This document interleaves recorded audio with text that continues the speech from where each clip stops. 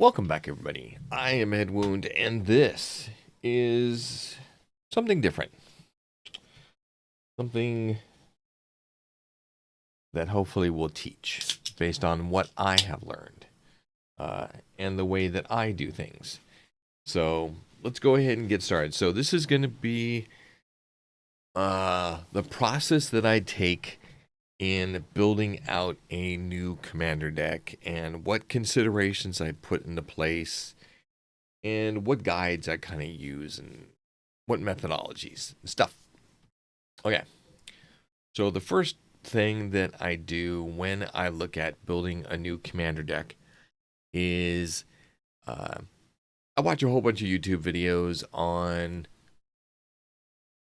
not this well, so I watch YouTube channels that produce Magic the Gathering videos around Commander and others.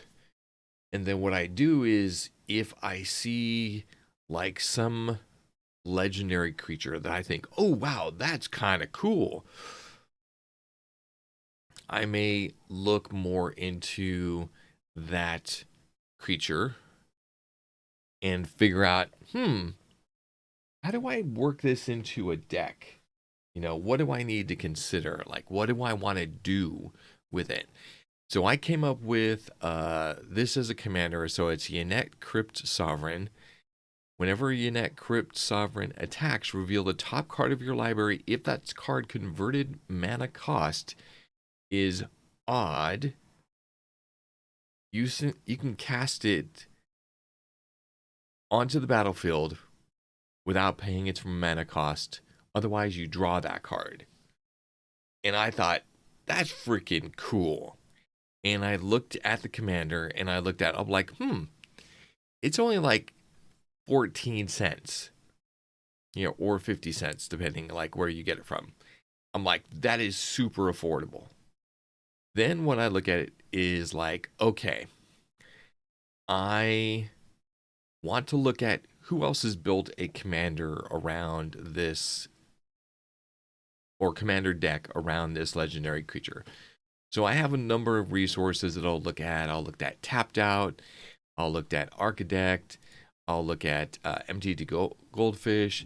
I'll even look at not Wizards, but I'll look at EDH Rec for possibilities. And each one has their own little tweaks and things that you can kind of look at and weigh things in. I do like Architect because it allows you to set the style of play you want to use and who your commander is.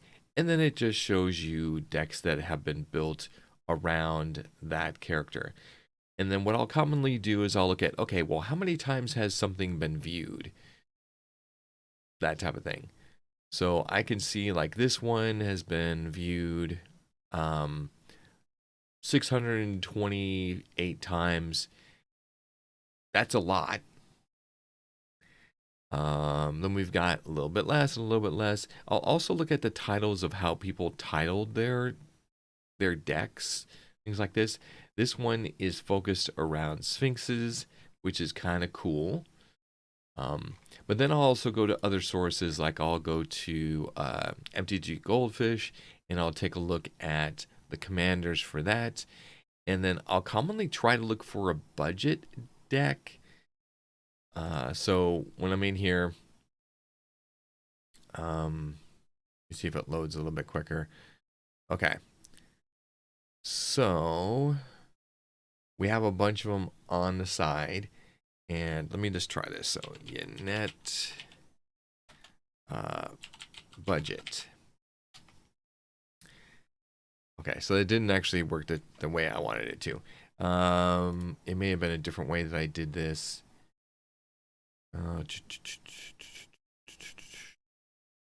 Okay. So yeah, what I'll do, and also I'll just do a Google search. Like if I can't find anything, I'll just like Yannette Crypt Sovereign budget decks. There you go. And I'll go into EDH Rec and I'll take a look at what they have. Here's one that immediately popped up, but some sites just are easier to search than others. There's the Tapped Out website, which has a really decent view on things. So what I'll do is I'll kind of like guess, and I'll figure, okay, what does it look like? What are they indicating as the cost for all the cards? And then I'll try something out. Commonly what I'll end up doing, let me go back one more to this one. So then what I'll do is I'll use the, here, let me take a drink. So once I find a commander and a couple example of some decks that can be built out, I'll think about, okay, what do I want this thing to do? So then I come into Forge, the program. Forge is now a very easily downloadable tool. Actually, let's do it this way. Yes, this way. So if I take a look at Forge, MTG, download Windows. Okay. So then I'll look at when things are being updated. I'll make sure I find the one that is the newest. And I believe this is the official website. Oh, here we go. Draft Sim. This is where I found the guide to get it. And these will commonly have the link for the downloads themselves. Okay, how to download and install. So you're going to need Java 8 within your system. Then you install Forge. So it has a link to the actual the snapshots. This one is the daily snapshot. You just need the jar. You don't need any other thing. And as long as your install in fact, let's go ahead and do this because I can do this now. I can see that there's an update. Morning, Jedi. How are you today? So I'm going to shut down Forge, and I'm going to wait until this is downloaded. And then we're going to go into my downloads folder. And what I've done already is now they've changed the way this works. In the past, it was just you had to, it was like a tar file or something like that, and you had to uncompress it, and then you had to uncompress it again, and it was kind of a pain. But now they made it a lot easier. Good, Jen's mom is staying with us for a week, so we are running around a bit later today. Nice, nice. So I'm gonna refresh and see if we've got the download yet. It doesn't look like it's completed just yet. I wonder if there's an indicator. There you go. So we just gotta wait a couple more seconds or a minute, and then we'll have this. If you set up the Java correctly, all you have to do is double click the jar file, and that's it. Now I've already got a directory that is set up that holds all of the installs that I've done. So in my downloads folder, I've got an mtg-desktop, and then I've got all of the prior versions of these in here. Now I can actually delete these at this point since we're getting a brand new version.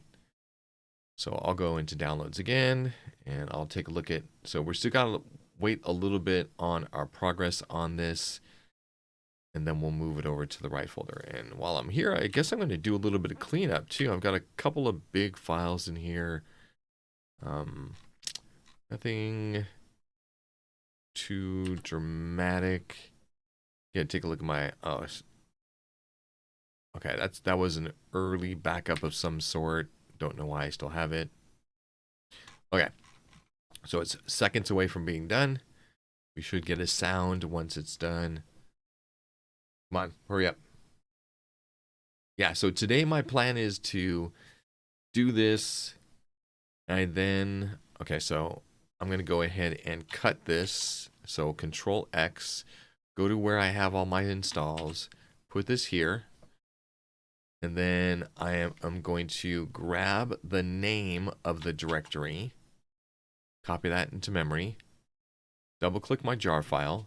It opens up an installer for us. Now, if you don't want to do the installer, sure, it will go ahead and install a new version for every new install that you do. Some people like it. I hate it. I don't want it to install a newer version. I just want it to do what I'm going to do, like put it into the same version. So grab that folder. Yes, I want to put it there.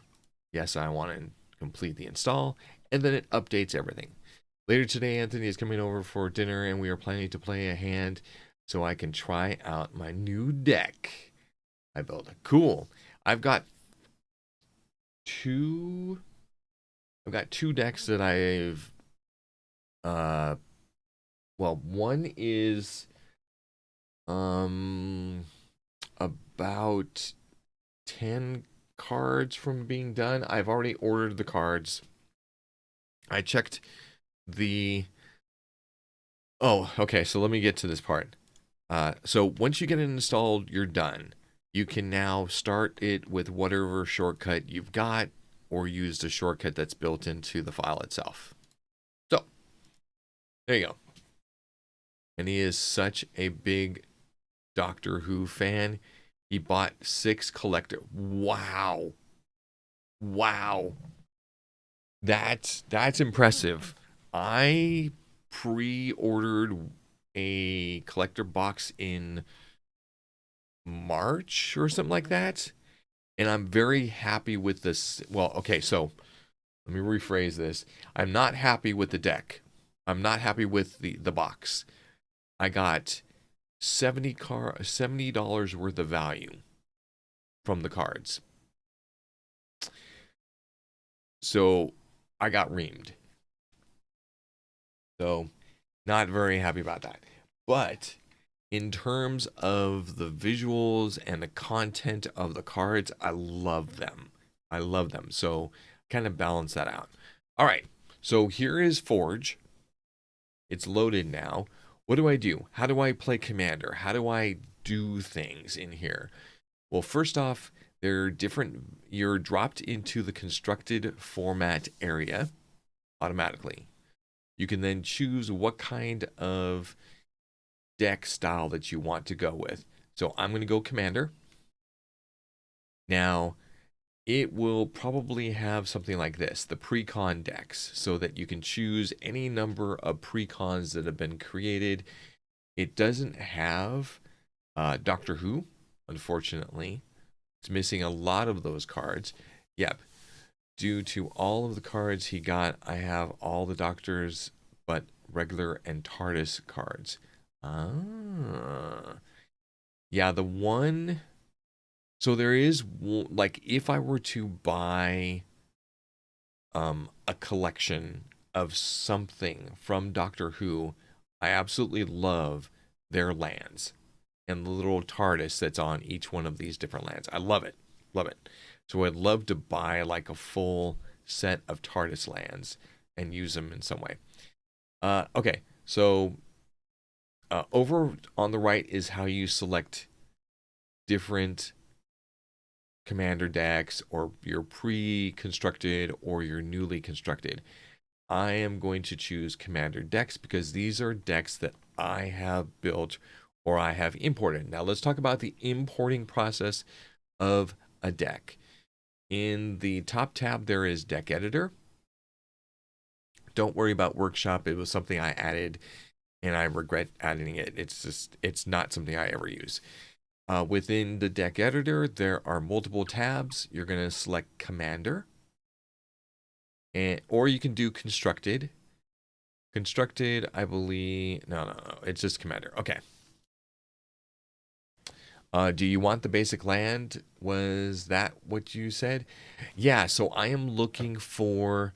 I have 3 precons, and I have a certain number of extra Doctor Who lands, like the basic lands. But I would love to try and find a reasonably priced set of each one of the lands. So if I can, you know, get a set of 20 of each, that would be cool. They don't have to be foil, they could just be basics, but I'm I'm still looking around trying to see, that type of thing. Okay. So once you're in here and you chosen commander, it shows all of your pre-done ones if you've done it. If you want to build a new one, up here at the top, you can import. They're all foil. I can ask Anthony. Sure. Yeah, see how much he would want for, like, I'd love to see how many he has of each one of them. So, okay. So you're going to hit import. This is going to provide you a card list based on the style that you've chosen. So since I've chosen commander, it brings up the deck import for commander. Then what I need to do is I need to go back to my browser and I need to take a look at what I've found. So Architect is really easy in that I can go, okay, this one has a lot of views. Let's just check this one out. And I can see that the estimated deck cost is $170, kind of high. There is an error in the construction of this. So let me see if it tells us what exactly. This card is not technically legal until it's officially pre-released. Roaming Throne. Interesting. Roaming Throne. It sounds like... Okay, so they've also put in a maybe pile, which is a little bit harder, and they've categorized all of their things. Now, I'm really not interested in knowing a lot of the categories, but I'll tell you what I look for. I have a small piece of paper that outlines the number of lands, the number of board wipes, the number of targeted removal, the number of card draw cards, and the amount of ramp that you get. So card draw is anything that says draw a card. Okay. Targeted removal. Exile, this card. Let me see if I can find, let's see, instance, board control. Let's see, so, yeah, like this. Well, this is more of a board wipe type, so that's a different classification. Destroy, that's a board wipe. Creatures control. Destroy all, yeah, so that's another board wipe. Where is...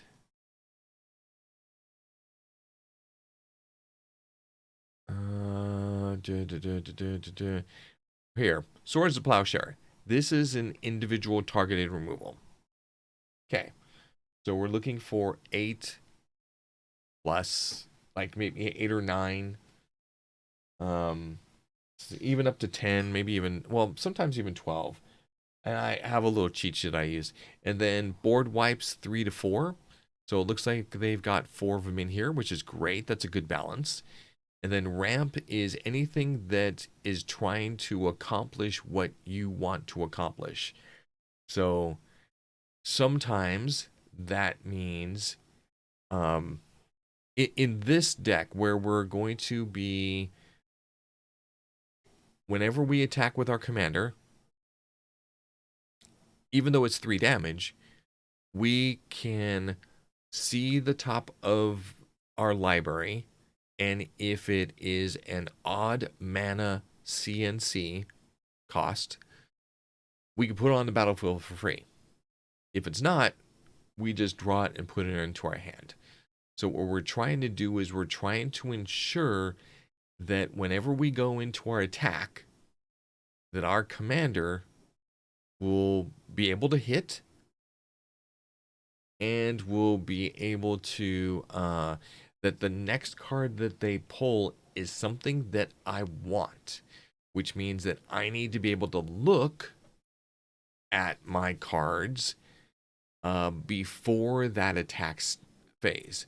So that could mean something like Sensei's Divining Top. You know, look at the top 3 cards of your library, then put them back in any order. So what I would do is I'd go into my first main phase just before my attack.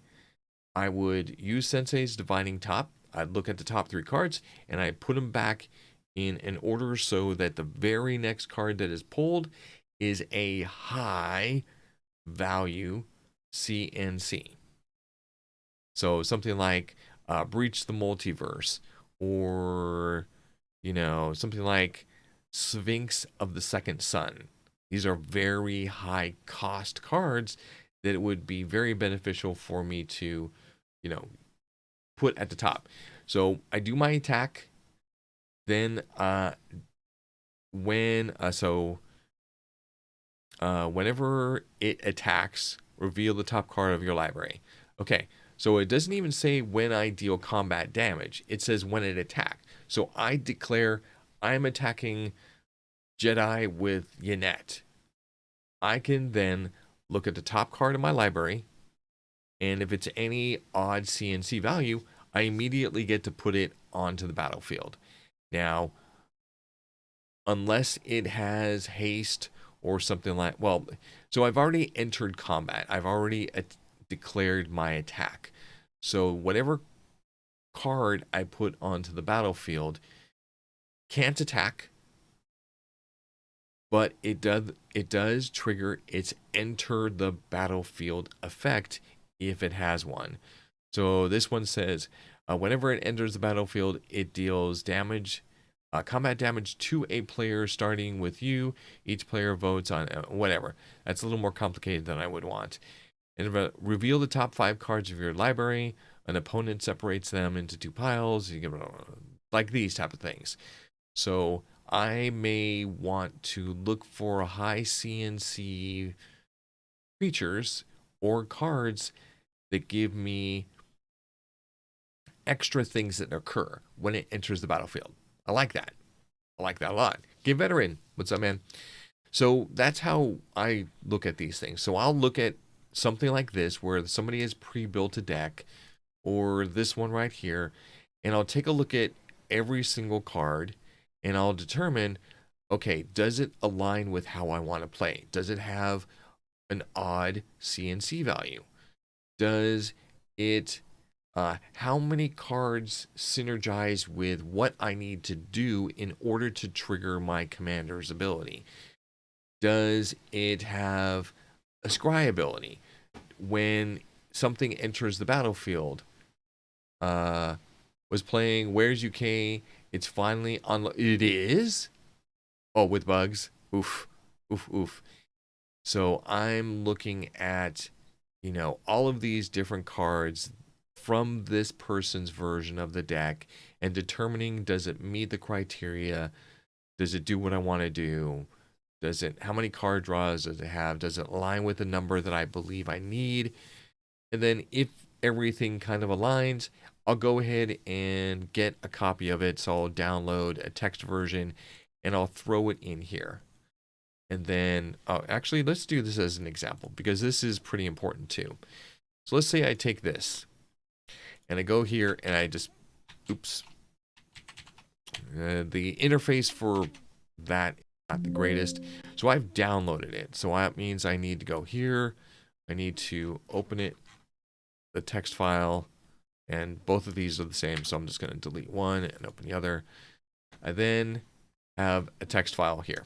It tells me how many of each card, all this wonderful stuff. So I'm just going to copy the whole thing. I'm then going to go in here. They're tripped Trader Jen, short pants, under boob t-shirt. Now we like Jen.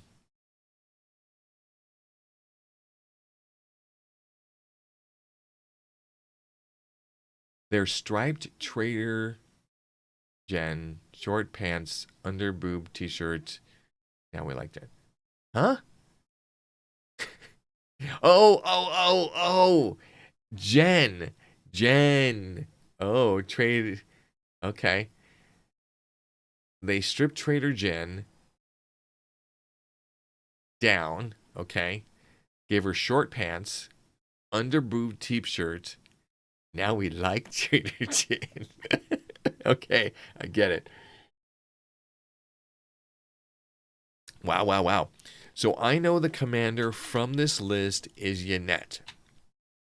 The way that this structure has to be done is your commander must be at the top of the list. Now, this system is smart enough to know this first line is your commander. Now, if things are being weird and it's not seeing the commander, you can put hashtag commander. You could also put hashtag main, which is your main inventory. And even if like you have an area and you want to sideboard something, which means that you want something to be put into a different card stack as a potential item that you want to trade out for something else, you can create a sideboard, but we don't want to. So over here on the right, it tells you what you're looking at as far as the stats. What I commonly look at is how many commanders does it show? 1. How many cards in your main deck will you have? 99. 1 plus 99, that is 100. So I'm going to go ahead and say new deck because I like what I see. I am then going to name it whatever I want. So I'm going to call this Yannette Budget 1.0. And I save it using the first save button. Yes, I want to create a new deck. And there we go. So now what I can do is I can either take a little bit more, look at more detail on every single card. I can sort by what type of card it is. And I could potentially say, okay, 1, 2, 3, 4, 5, 6, 7, 8, 9, 10, 11, 12, 13, 14, 15, 16. 16 of basic lands plus 11 basics. So that's 27. And then 9 more of the other ones. That's 38. So I have 38 lands. Great. That aligns with how many lands I want. And then I just go through there, and then I'll start going through all of the things. Okay, so this one has card draw, and I'll start listing like all the different things. This one has card draw. This one has scry, so this is a ramp ability for my deck and what I want to do. Great. Then we'll get to the point where we start looking at some of our creatures. We also look at some of the enchantments. Again, play the top card library. This is the synergizing with the type of style I want to play. I want to play from the top deck of my library whenever I want. I wanted to play it for free. And then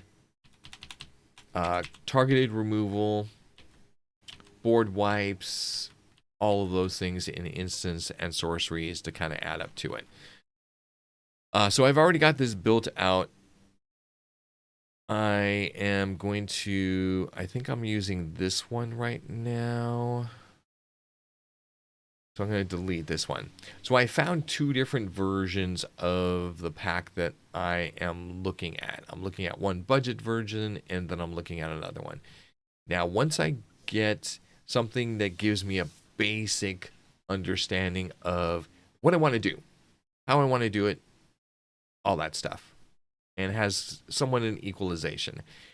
Then what I'm going to do is I'm going to take all of those cards and I'm going to save them. So I'm going to go ahead and save the deck as, and you can save it as a DCK file, and basically it becomes a text file. So then the DCK file,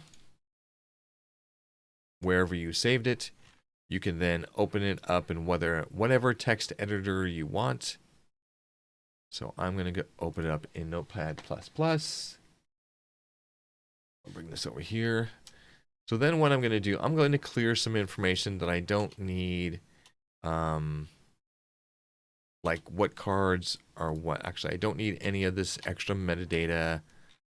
And this is just an example of a deck that I am was working on. I'm then going to make sure it's already separated the name of the card by the specifically release and, you know, this extra digit, which I don't really know what this is, but I don't really care. What I want to do is I want to make sure that this here has a separator. So I've highlighted the 1 and the little character, this space or whatever after, and I hit Control H. This brings up my search and find. I then am going to replace this with a 1 and then the line character again. I hit replace all. And then any of the other fields I'm just going to manually replace. What I'm doing is I'm setting this up so that I can do copy all. So I just did select all, copy. Now I'm going to bring up a document that I've created. This document contains every single magic card that I have in inventory. And I've done this through the phone app called ManaBox, and you have the ability to export your collection into a CSV. And then you can take that collection, copy all the cells, and throw them in here. Now I've created a little code script that basically says, if the value, let's see, so where is it? So this, I think this one is first. So what this one's doing is a lot of times you'll find that you have 2 versions of a card. Well, I don't want it to show 2 versions of a card when I'm searching. I want it to only show 1. So this will consolidate that. Basically says if, you know, this next value is the same as this one, just use the next one. And what it will do is it will take all of those duplicates and, you know, single file them. Even with this one where there's multiple acidic slimes, it's only going to show me 1. So I've created that. Then I've created another one that says, look at the A column, match it to, or look for that value in the C column, in all of the C column values. And if you find something, then go ahead and put the number of cards that I have of that type. And this was, all of this information was obtained through ManaBox export. So now all I have to do is just paste that list. Oh, sorry. I do need to do one modification. So I'm going to go over here. I'm going to say use text, paste, editor, whatever. I'm going to go here. And I'm going to use that single line character. And then I'm going to import everything. Then I could take my list, copy just the card name itself, go back over here and paste it. And this does the search for me. So I don't have to like search individually in my phone while I'm like, well, I need this card and then I need that card and I need that card. This tells me everything that I have. If I don't have it, it listed as NA. I could then, easily say, okay, I know I have all of these. Show me all the ones that have NA. Ooh, that's a lot. So I know that I need to order 52 cards. So that's my process of doing that. Now, if you have any questions, shoot me a message in YouTube and I will try to answer it in any way I can, or within Twitch. That's all good. So then I go through like ordering all the cards. Now, what about testing? I put this deck in here. This program is supposed to allow me to test things. How do I do it? Maybe I want to also replace a card with something else because I realized when I looked at all of the cards on TCG Player or, you know, whatever website you're ordering cards from, that it's like $60 for one card. Sorry, I'm not paying $60 for one card. So I will look in the Wizards website for some other card. Oh, actually, this is a good opportunity to do this. So if I do cards like Murder. Okay, so there's multiple websites that can actually do this. So TCG Assist, I believe, is the one that is the best for this. Yes. So this website knows the mechanics of a lot of the cards and how to find, others that match. So it will also rate those cards based on its CNC value and what it actually does and what it actually gives you. So Murder is a very highly rated card. It is a black it's a black mana instant destroy target. Now if we look, this card is 9 cents. Not a biggie. But let's see. Let's see if we can find one that. So I think it's Sensei's Divining Top. Cards like Sensei's Divining Top. So again, I know that MTG Assist will show me something. So this one is $20. This is a little bit out of my price range, but let me see if there's any other ones that have a high rating that do similar things. So this one says, let's see. So this one is an 8.6 of 10, and it's called Brainstorm, and it says basically, sacrifice Brainstorm, draw 3 cards, then put 2 cards into the top of your library in any order. That's actually really good. Now, the reason that Sensei's Divining Top is really good is that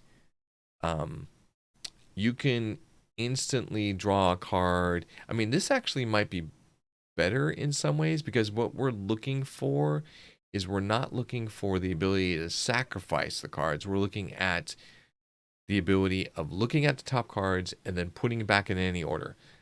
This mana ability is not tapping this card. So you can do it as many times as you want.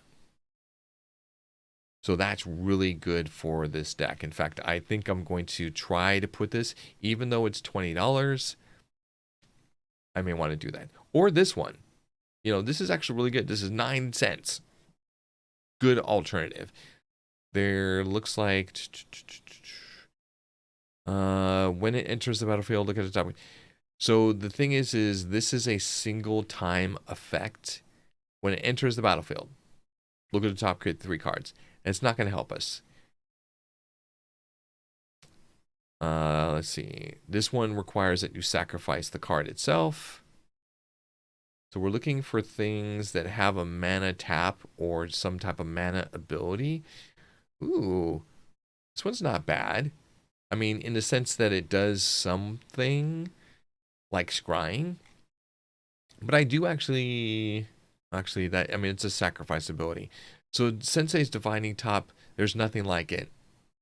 Maybe it's something that you decide, okay, let's add it in. It's going to be our one expensive card because of what it does, and go from there. You also maybe decide that, you know what, one card and one capability of doing this, not the best, because if somebody does a targeted removal, destroy target artifact, unless you can counter it, you've just lost that ability. Now, I believe that you can, with Sensei's Divining Top, because... Okay, so somebody does an instant. this is a tap ability for Sensei's Divining Top. So if they say destroy target artifact, if Sensei's Divining Top is not tapped, you can tap it, draw a card, and then put Sensei's Divining Top on the top of your library as part of the stack. So the card would be tapped, it would draw a card, it would disappear, and the instant to destroy the artifact would just fizzle out. So that's how that would work. At least that's how my brain works. Okay, commander play. How do I test my deck? In the home tab, under constructed, make sure commander is selected. Then choose if you're creating your own commander decks, you can choose commander decks on the side, and then choose whatever you want. So I'm going to choose the Yannette alt. I need to get rid of this one because we had just imported this one a moment ago, and I don't want it to actually be in there. So I'm going to do alt 1. It's a newer deck that I did. And then how many players do you want to play against? Do you want to play one-on-one? Do you want to play in a pod style with 3 other players? Then great. This is your commander. I've highlighted my character, and then I've chosen my deck. Now, as I highlight another character, I have the opportunity of doing anything. I can select another deck that I've built, or I can go to the pre-con commander decks and I can individually choose one, or I can hit random. So for this, I'm going to hit random. I'm going to go to the next one, hit random, go to the next one, hit random. And then there are other, options. I believe this one is the ability to randomly construct a deck within the program itself. Now, hopefully I haven't crashed the system doing that. Oh, it's still thinking. Yeah, so this is basically looking through all the cards and trying to build out a random commander deck. And that, sometimes that's fun, but yeah, so it's basically saying, here are a whole bunch of random commander decks, good luck. I'm going to go to the pre-con, and we did a random choice. Now, it gives you the ability to indicate how many matches are you going to do. I'm just going to do 1. And for right now, I don't want to play against that many players. So I'm going to go ahead and delete some of these. And then play against this one deck that Greta has. Now, there are some settings in the game. And you can come back to this portion of the video if you want to. But within the preferences, you can actually set the style of mulligan that is done. Now, the London rule is generally what everybody plays by within some official capacity. So what this, and we'll describe what London means. So set your mulligan rule to London.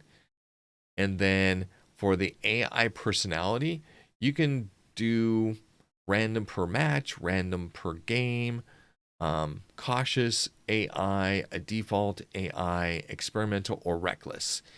So reckless means that they're just going for it.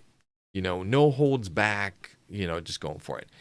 But I think what I want to do is do this as every match. Yeah, I think that's what this is. Okay, so if I go back here, I go to my sanctioned formats to constructed.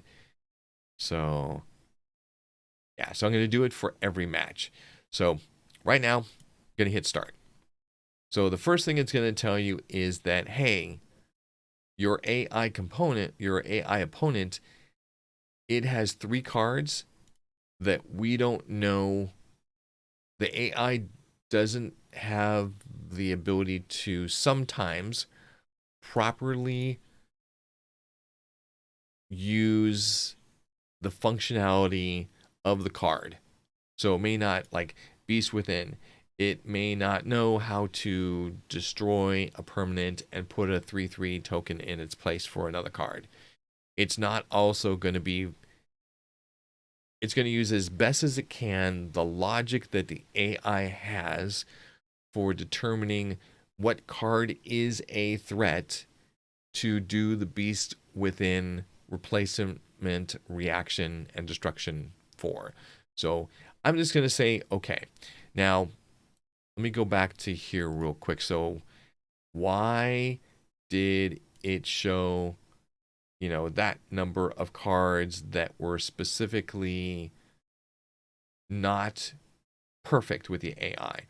Over on the right side column over here behind me is a column saying AI. This is the number of cards that the AI will have difficulty working with or having functionality. If you happen to choose the Stalwart Unity pre-con deck, it's going to have 13 cards that it really doesn't work well with. Or it will have difficulties in making decisions, or will just make random decisions. What I try to do is I try to make it so that it is a deck that the AI is playing where it has a minimum number of AI complexity cards. Anything below 6 and I think I'm fine, or the game will be played out. When you load in, you'll see 2 different sections for each player within the board state itself, and then you'll have an area that shows your hand. Sometimes it will do it like this, where it will show the hand tab up here. You can move any one of these tabs anywhere you want, and as you move them around the screen, you're going to see a little grayed out area. The left side of this player's screen or board is grayed. Full thing, right side, and then below, and it has a little arrow pointing down. Or if we want, we could even do the high one, and it'll be above. So I want to place my hand below the field for Greta. Now, I also want to move Greta on the top so I can see my cards up here. So I'm going to go ahead and move her up here. And then I can increase the, the area for certain things. So I'm going to reduce that and get them somewhat equal for our board states and things. Now, the first question, it says, Greta is going first. Kevin, are you going second? Do you want to keep your hand?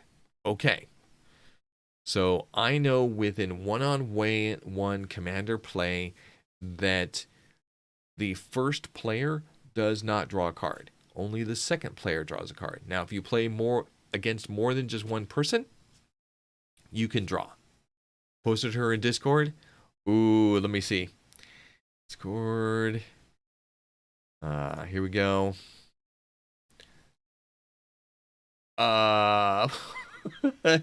Damn. Okay. Well then. There we go. Is that a mod? Which? The one for... Oh. Please post a picture of the... It's in the Discord.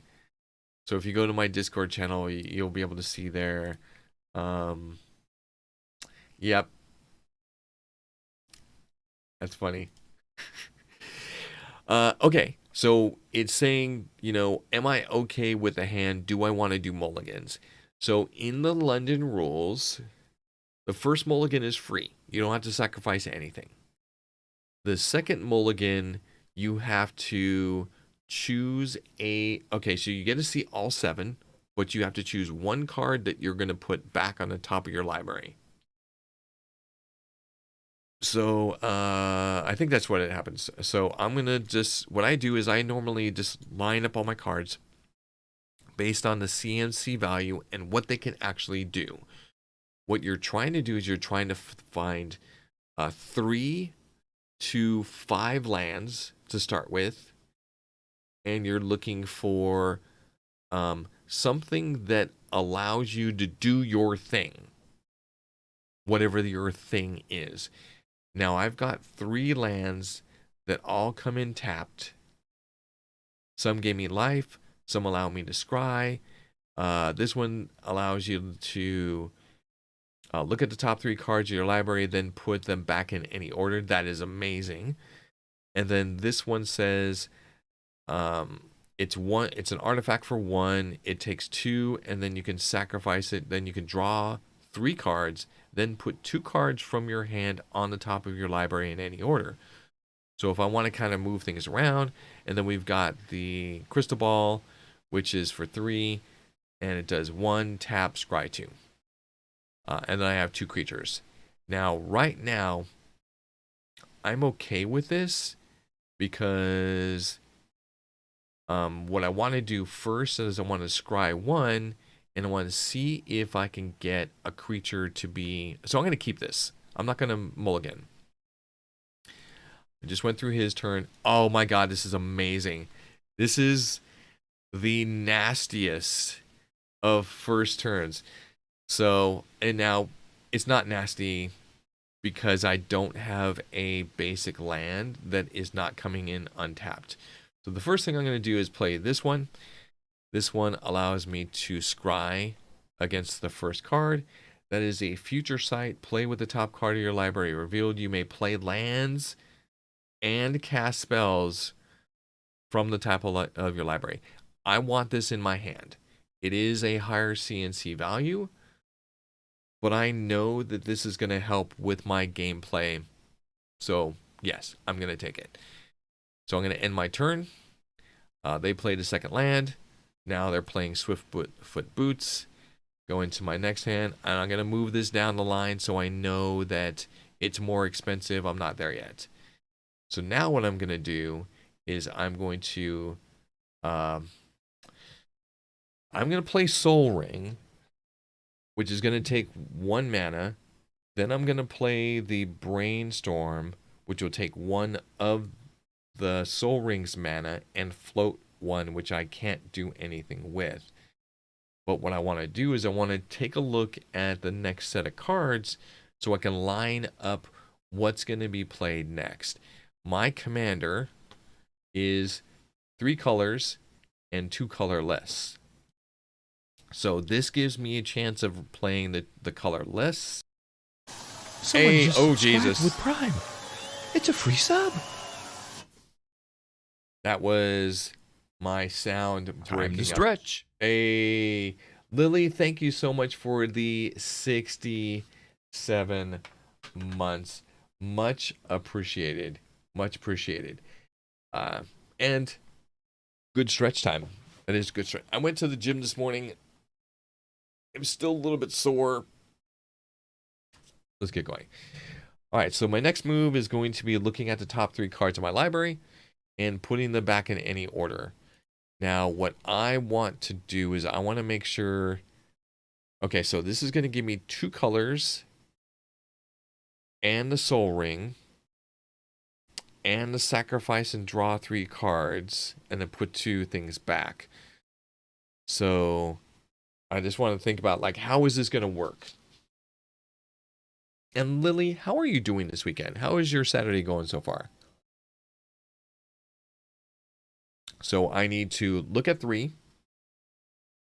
put them back in any order. I don't get to draw anything, but my next turn, I will be able to draw the first one. So I want to make sure that that first card is maybe a basic land, because then I would have all 3 colors that I need plus the Soul Ring to cast my commander. Okay, so let's go ahead and take a look at this. Now, this top one, I believe, is the closest. Ooh. Okay, so we've got another tap land. We've got a creature that's very expensive. So I think what I'm going to do is do the land, then do preordain, and then do the chancer. Okay. So now my next turn, I'll be able to do those things. So I'm going to play Soul Ring. And I'm going to play the Brainstorm, or Brainstone. And that will end my turn. Floating a mana, and I'll just get rid of it. Tiring. I rode out yesterday for foodstuffs, and my body is sore today. I got 3 days till my job orientation day. Nice.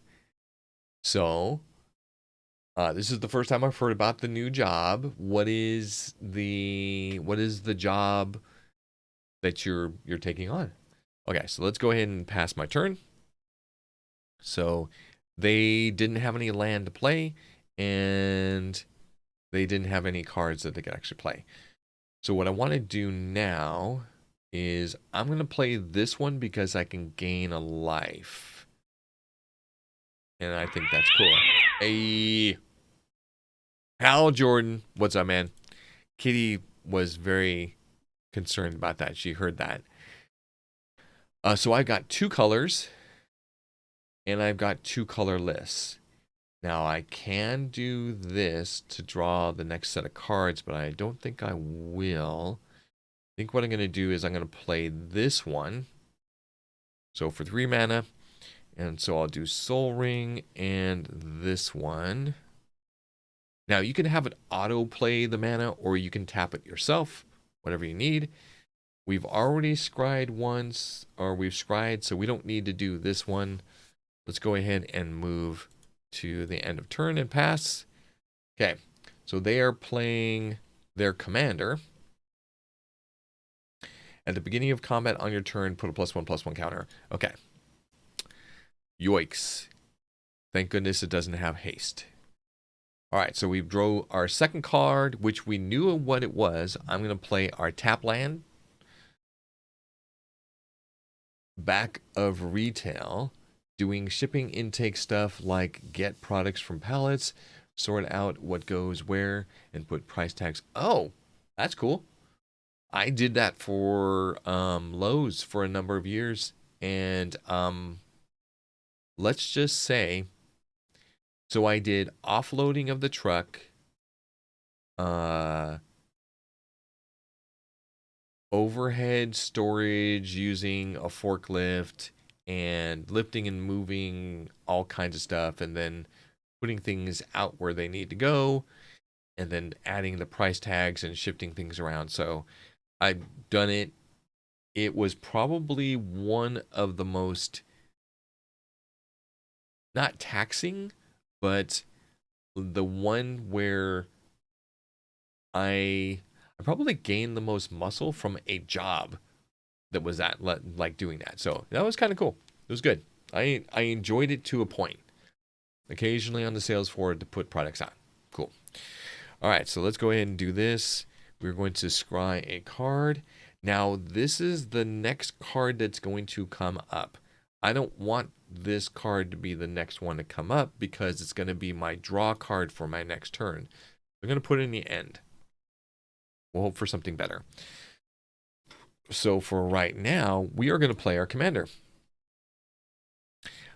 Which I can't because I'm missing black mana. Dang it. So in that case, we are going to choose some abilities or get some things out. I think what we're going to do is we'll play Preordain for 1 blue. Actually, how many blue do I? Oh, I have a lot. You know what? No, I'm going to do Future Sight for 3 blue and 2 colorless. It's flex hours, 15 hours, 15 an hour minimally. Okay. Gotcha. So now I can play with the top card of your library revealed. You may play cards and cast spells from the top of your library.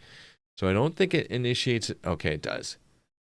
So like we can look at the top card. Eventually it will put it into this little slot right there so I can like cast it and do things like that. I don't have any mana. So I'm just going to pass my turn. All right. So they're attaching Swiftfoot boots.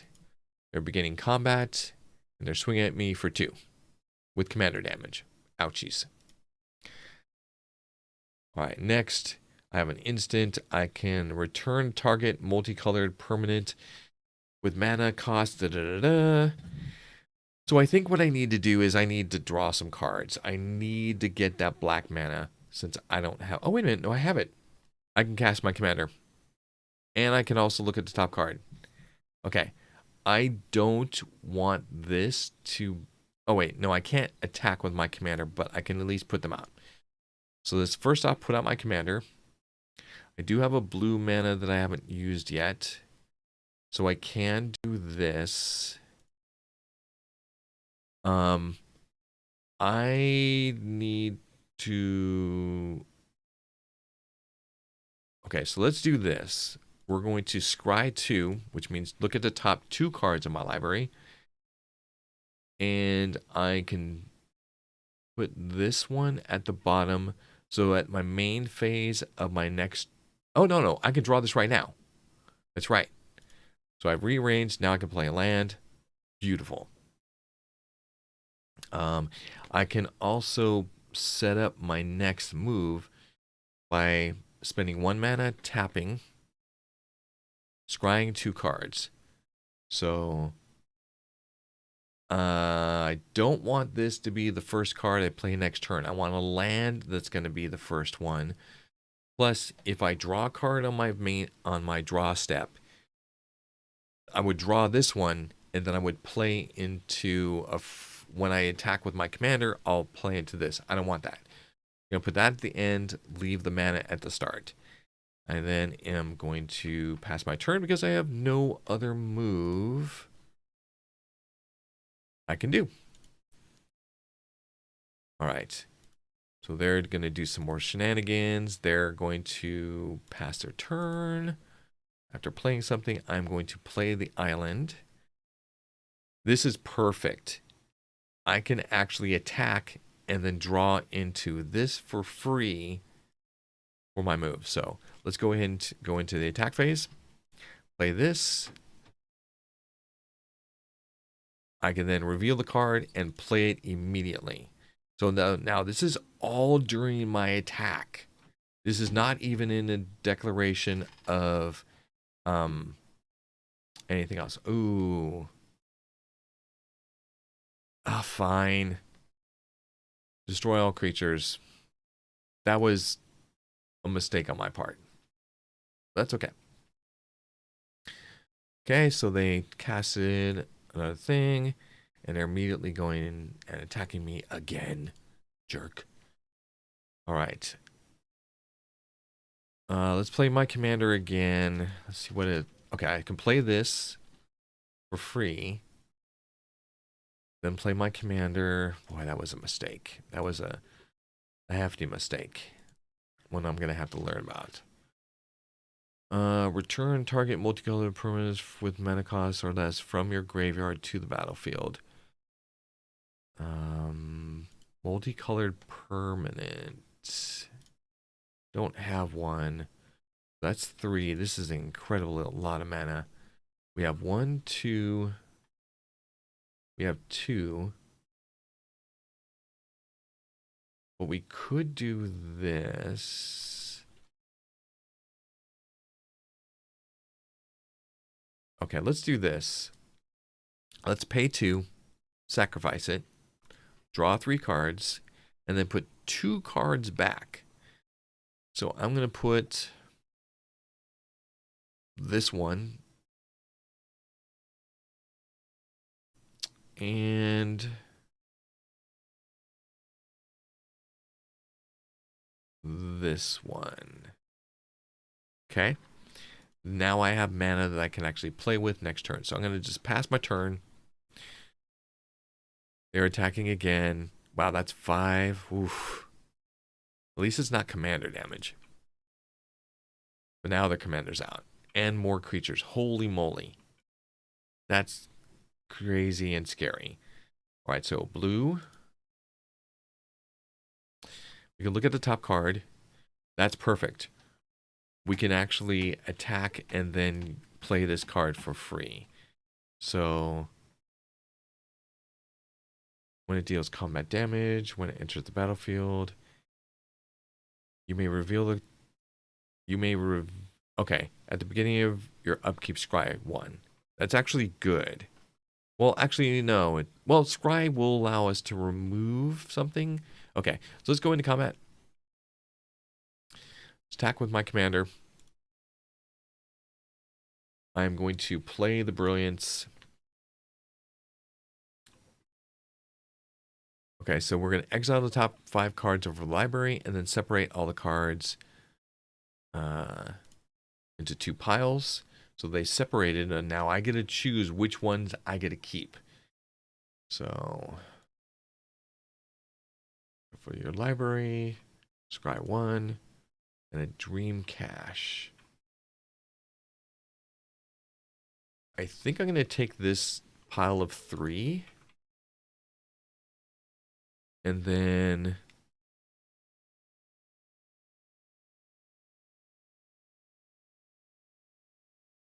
right click entitled to sort. Did I do this in the wrong? Oh, this is the order of play. Okay.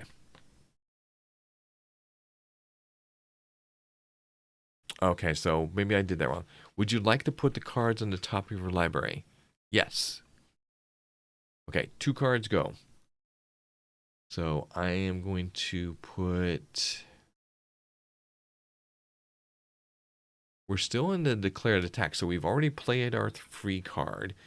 So the cards that are going to go in top are what I'm going to draw next. So I need 2 cards. I probably could just do the plains and the island. Yeah, let's do plains and island. Those will go at the top of my deck. Now we cast it. We put this one on battlefield for free. Wow, this is like powerful. And then this one goes into free. So now they declare blockers. They didn't block. So I do the damage. Go to second main phase. I still have a lot that I can do. At the beginning of your end step, reveal the top card of your library. If you do, each opponent loses. I should have done things differently. Anyways,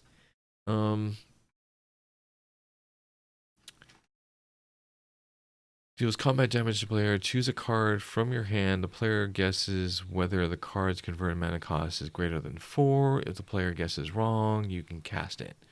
Ooh, interesting. I could cast this.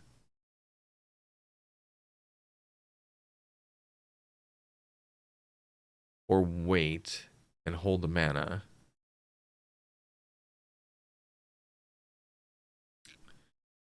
You know what? This is just super powerful. Oh, I don't have enough mana for that. Okay, and let's do this one. Okay. And we still have enough to do the counter, right? Black, white, blue. Perfect. And we have 2 blue floating.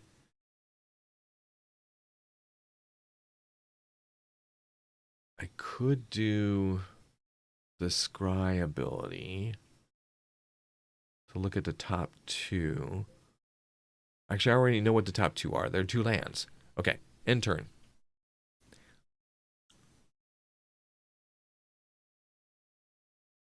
Okay, he's attacking again. That sucks because, well, at least this is not commander. But it is a lot of damage. Destroy all known token. Okay, so this is why we kept this one. So let's go ahead and counter the instant and our sorcery. Yes. Screw you. Counter it so he doesn't destroy my stuff. All right, play the land. We are then going to scry 1 or scry 2. Because we know the land is there and we want to go into something. Enters the battlefield, draw 2 cards. I love it. Let's do it. So we are then going to Yeah, let's go. When it enters the battlefield, draw, let's see, 3 wish counters. At the beginning of your end step, do that. Okay, let's go ahead and go to combat. Oh, actually, maybe it would be beneficial. I don't think I have the mana for this, though. It doesn't matter. I could do this one, though.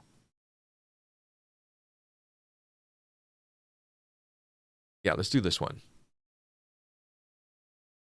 Okay. Now we use the mana, go into combat, attack with this guy, attack with this one. So, got 7 damage incoming. So we're going to play, yes, we're going to play that for free. And when it enters the battlefield, I get to draw 2 cards. Okay. Nice, nice. Then we declare blocks, which are none. Whenever master... Okay, whenever it deals combat damage, that player guesses the card's mana value. Ah, the deck. Vosoros. What's up, man?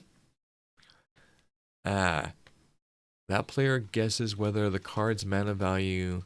Okay. Choose a card in your hand. All right.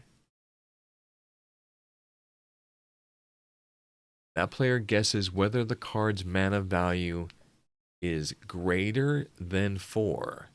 Greater than 4. Okay. I will say this one. Okay. Chose the cards. It's not greater than 4. You would be wrong. You would be wrong. I get a scry 5 and draw 2 cards. Holy moly. Holy moly. Okay, so we get to draw 2 cards. I think I'm going to take this Commander Sphere. Okay, so this one, this one, this one. Okay. Wow.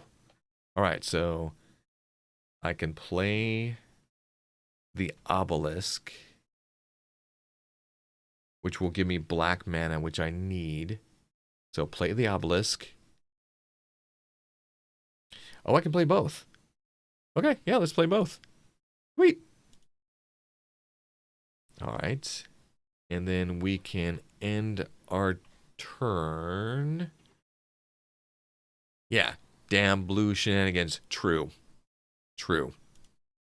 All right, so then go into combat. Now it is an 8/8.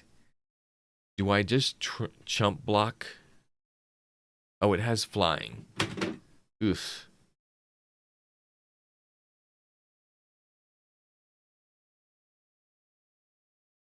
Let's see.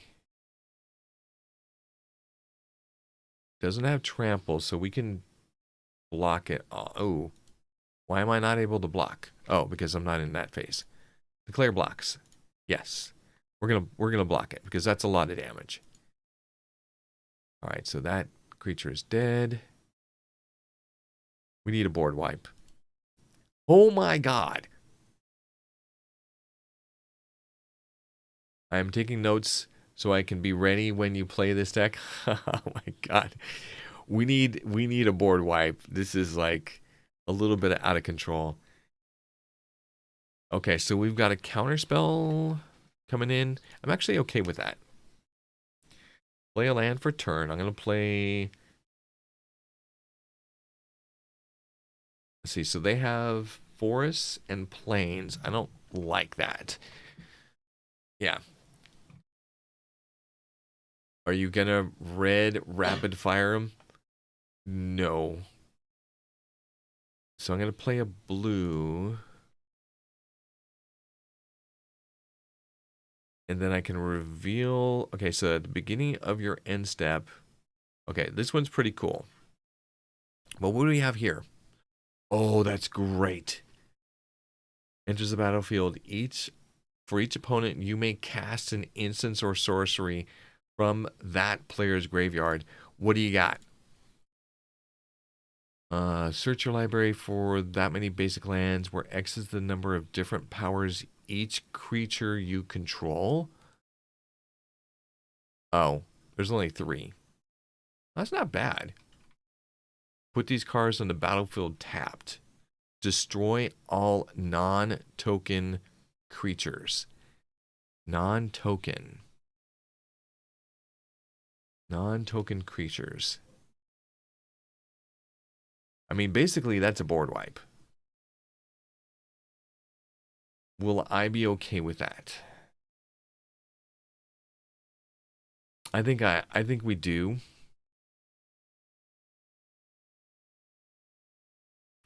Yeah, I think we have to do our reckoning. There would be a fun against his decks? Yes.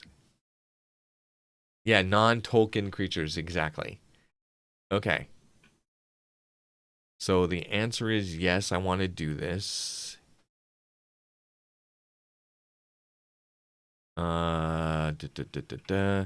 That's what this is going to give me the ability to do. Okay. So first off, I am going to do this so I can get that enchantment on the battlefield. We're going to go to combat. We're going to swing with our commander and both of these because we're basically going to wipe the board right now. Okay. Yes, we're going to play it. Then we're going to play Hour of Reckoning. So, yes, I'm wiping the board. I know. Let's see. Destroy all non-token creatures without paying its mana cost. Choose creature to tap for convoke. Remaining. Yeah, it doesn't matter. I don't have to do it for the convoke cost. So everything's gone. This, I could play my commander again. Oh, I can't. Oh, did I put a land out yet? I don't know if I did. I did. So I don't have enough mana to do that. All right, it's fine. We did what we had to do. Let's go ahead and scry 2 so that we can make sure that the card that we pull next has a high C and C value to do the most damage possible. This spell can't be countered. Destroy target non-land permanent. Okay, so no. Do we go with Burnished Heart? Nah. Okay, let's just let it go. Let's see what we end up getting. Do we have any other scry ability? Shuffle your library. No. Okay, so we don't. So we're pulling whatever is the last card here. What is it? Yes. Oh my god, it's amazing. It's a Baneful Omen for 7 mana. Get wrecked. Oh no, it's a swamp. Oh, bastard. I thought it was a baneful thing. Okay, never mind. Casting a creature, that's what they're doing. They're attaching the Swiftfoot Boots. They're attacking me for 5. Ouchies. I'm then going to play a land. I am then going to take a look at the top card. Ah, shit, I should have played it from here. Damn it. That will teach me. It means I have to scry. I have to use this ability right now. Yeah. I got to use the ability right now. Okay, so a land and brainstorm. I'm going to bury both of those. I'm going to play this one for a hefty 9 mana. I'm going to take a look at the top card. Okay, another mana buildup. But I do have a counter spell. I have 1, 2, 3, 4, 5. 5 mana. If I cost this one, I can't do that. Okay. So now, we're not going to do it. We'll keep the counter spell available. Okay. Options. Yes. Oh. Use the ability. Mana Geode. Sure. Curse. What the? Enchant player. Whenever a non-token creature. Okay. Non-token creature enchanted player controls dies. Exile it. And create a 1/2 green spider creature token with reach. Non-token creature dies. That's fine. I don't plan on having any creatures die. Okay, beginning of combat. Yeah, we're just gonna take the damage. I don't think we're rolling very well into this. Now, is this your commander? I believe this is. So, yeah, take that. Denied. And then we're gonna go right into Mana Geode for the next turn. I'm okay with not having that. Okay, so we play a swamp. Our next card is going to be a land. I'm going to play the island. Then we're going to move that out because I don't want that to be the next card that we play into. So Baneful Omen shows the top card of your deck, and if you use the ability, it deals chip damage, it seems. It does.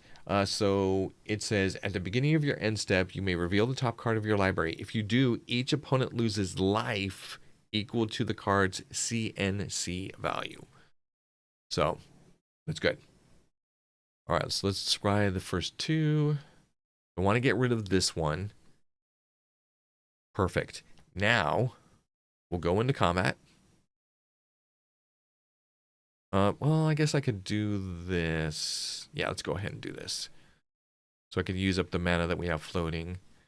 Then we're going to attack with our commander. This then triggers the ability to play this card for free. And when it is put into graveyard, so it has... Okay, that's fine.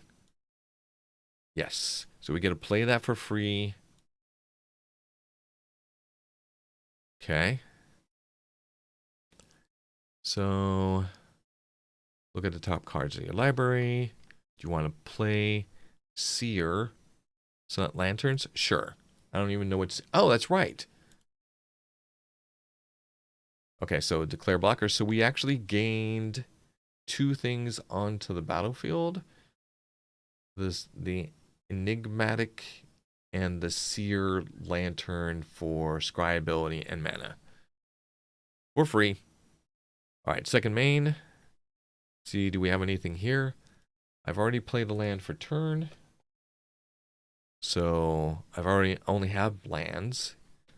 So I do want to draw this in my draw step, so I'm okay with that.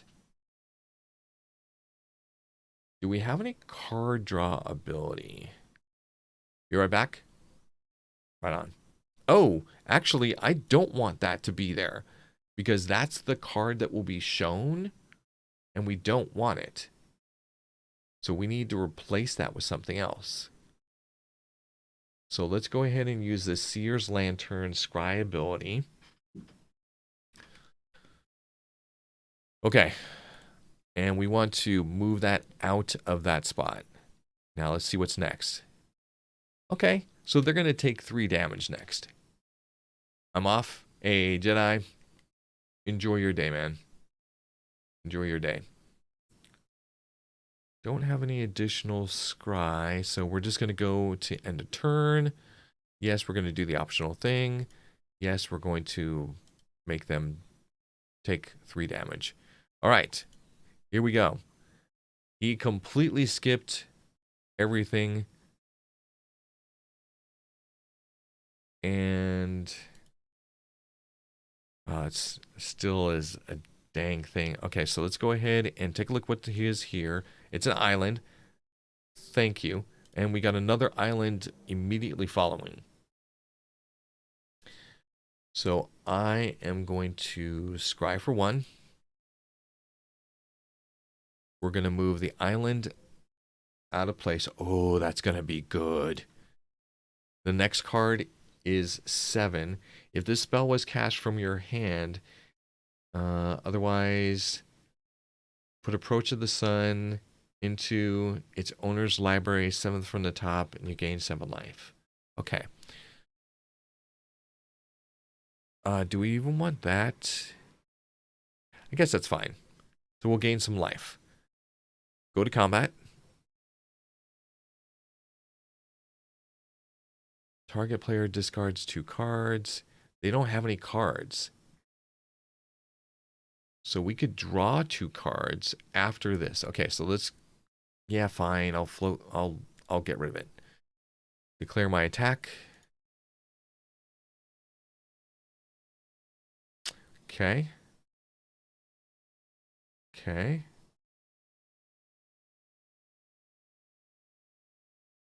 Okay, so we're just going to attack with everything. No. We're not going to attack with that guy. Okay. Yep. We're playing it. Okay, if you cast it from... Okay, so it heals us. It goes back into my library, 7th down. I then go into my second main. I can now take a look at this. It's another freaking land. So I think what I'm going to do is I am going to draw 2 cards. Or do I destroy a... They don't have an enchantment, so drawing the cards is going to be better. Let's draw the 2 cards. Take a look at this. Ooh, destroy target creature. Murder. Murder. I think what I want to do, we're going to hold on to this.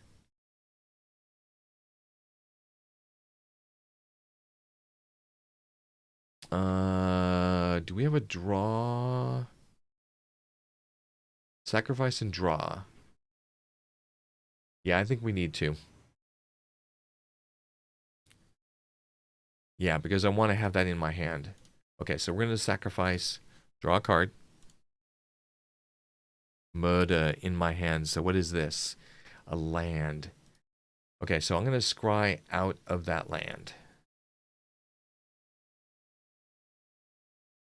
So we're going to scry out of that. And the next one is a penance. Okay, so they're going to take 3 damage. That's fine.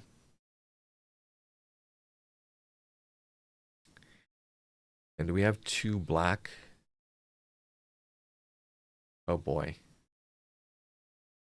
Oh boy. We can't play murder. So what did we play this turn? Because we may be able to kind of flip what was actually done, but it doesn't look like it. What did we play? Okay, let's take a look. So an Esper Sentinel. What was the... it was this one, which does require 1 black. So I want to make sure that, like... That one has blue. That's white. Then there's a whole bunch of blue. That's that. Dang it. Oh no, here, we have black. So we have 1, 2 black. Okay, we're good. Whew. I was concerned. Alright, so do the damage. He takes 3.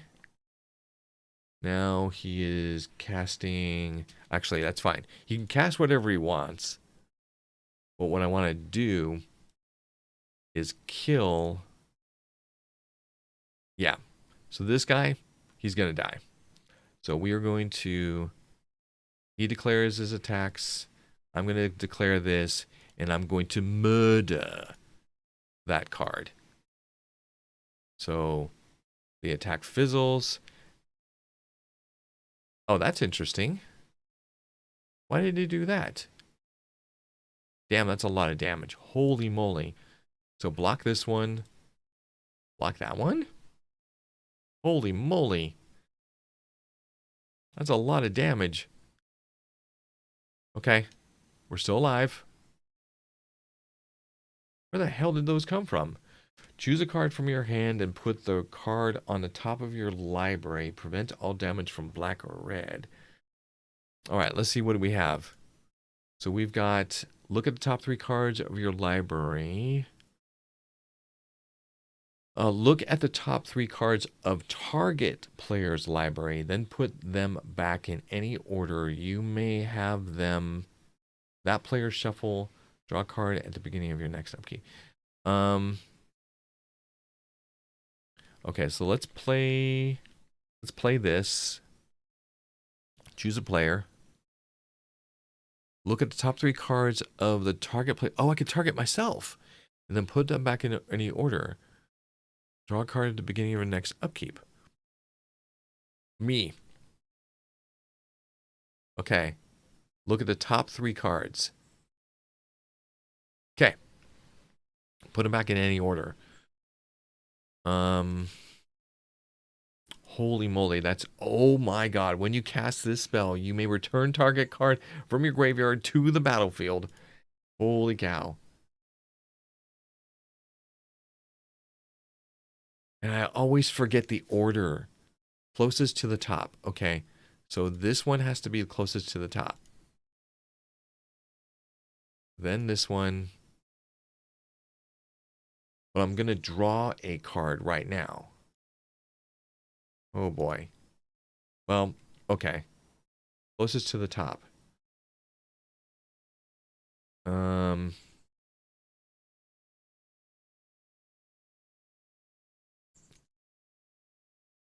Okay, so I want it. Oh shoot. Put them all back. Okay, who's going to be who am I drawing into? Okay, so let's draw into this one.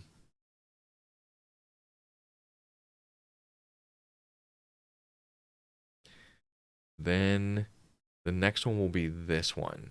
Then this one. Okay. Is that correct? No, I don't want to shuffle my library. Okay. So this is what we're going to draw into next. Let's play a land for turn. Okay. Go to combat. Attack with you. And you. Okay.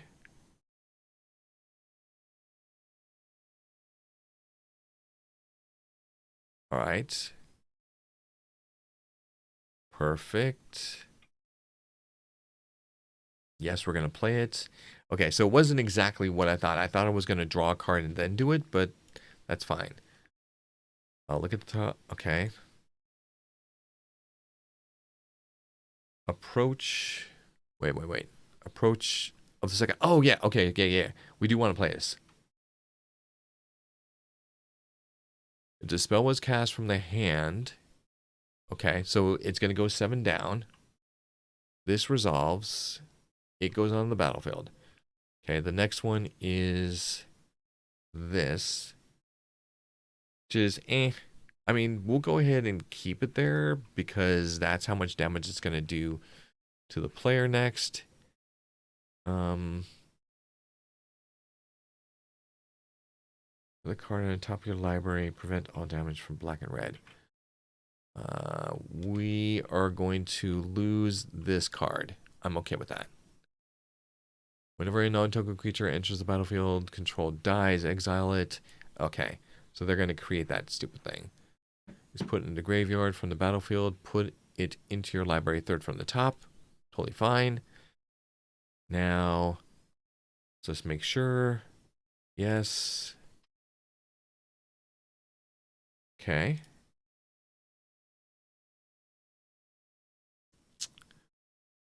All right, so they're going to take some damage right now. Just making sure that choose a card from your hand, put it in the top of your library, prevent all damage. Okay, now.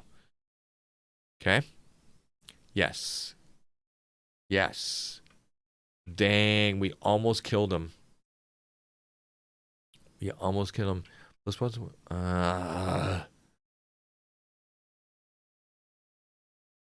Yeah, who are we gonna have to block with? Oh my god, they're attacking with everything. So we need to block this guy with this. The second most powerful is the 4. So we'll block with this. Then we'll block one of these. Actually, no, let's not do that one with this. Let's block it with my commander. I can't? Why not? Okay, whatever. That was weird. And I'll block one of these. Okay.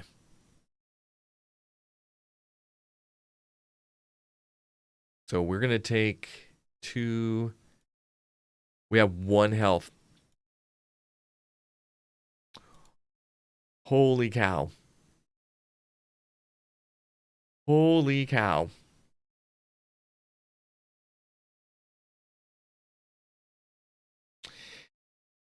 That is, that's a thing.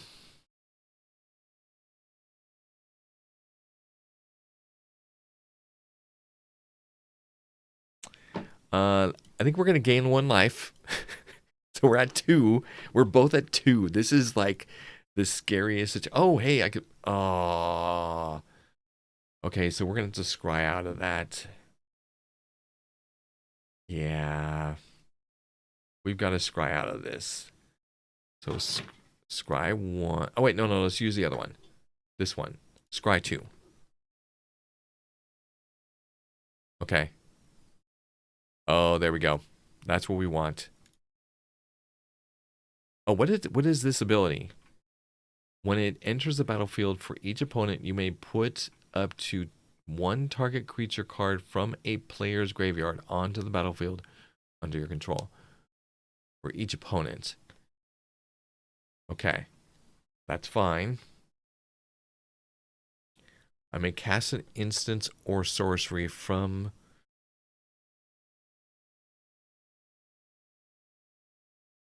your graveyard. Okay. Instance or sorcery.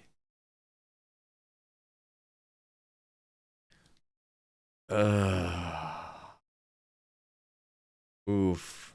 I need a way of doing damage. I mean, maybe what we do. Okay, let's do this. Enter combat. Attack with my commander only. It draws this one. Puts it onto the battlefield. Okay. Now, I could take anything from somewhere and put it under my control.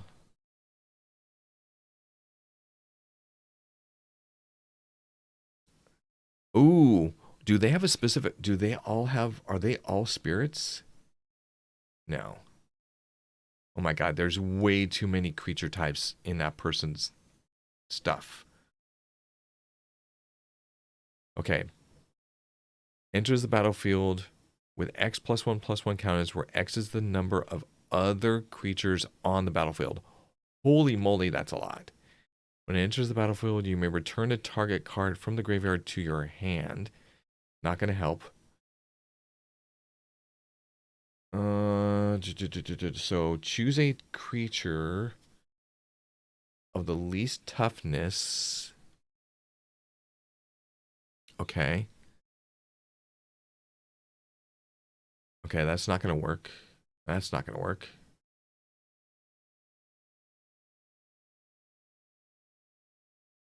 When it attacks, create a green wolf creature token that's tapped and attacking for each creature card in your graveyard. Do we have... So, I don't think we're going to last a turn. Choose a creature type. Okay, so I think we have to go with this one. Right here. Okay. Yes. Okay. Oh, they're trying to kill my commander. Oh, no, they can't. Yeah. So they don't have enough power to do it. Okay. Lethal to both. Second main. What's here? A land. We need to get that out of there. Okay. Oh boy.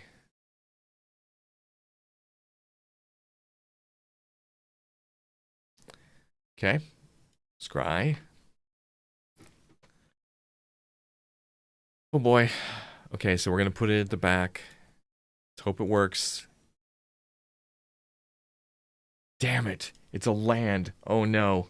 I need to scry more, or else we're screwed.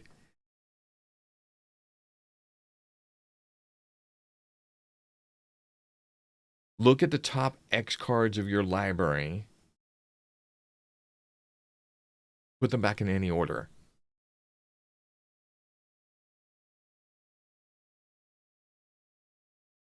Four?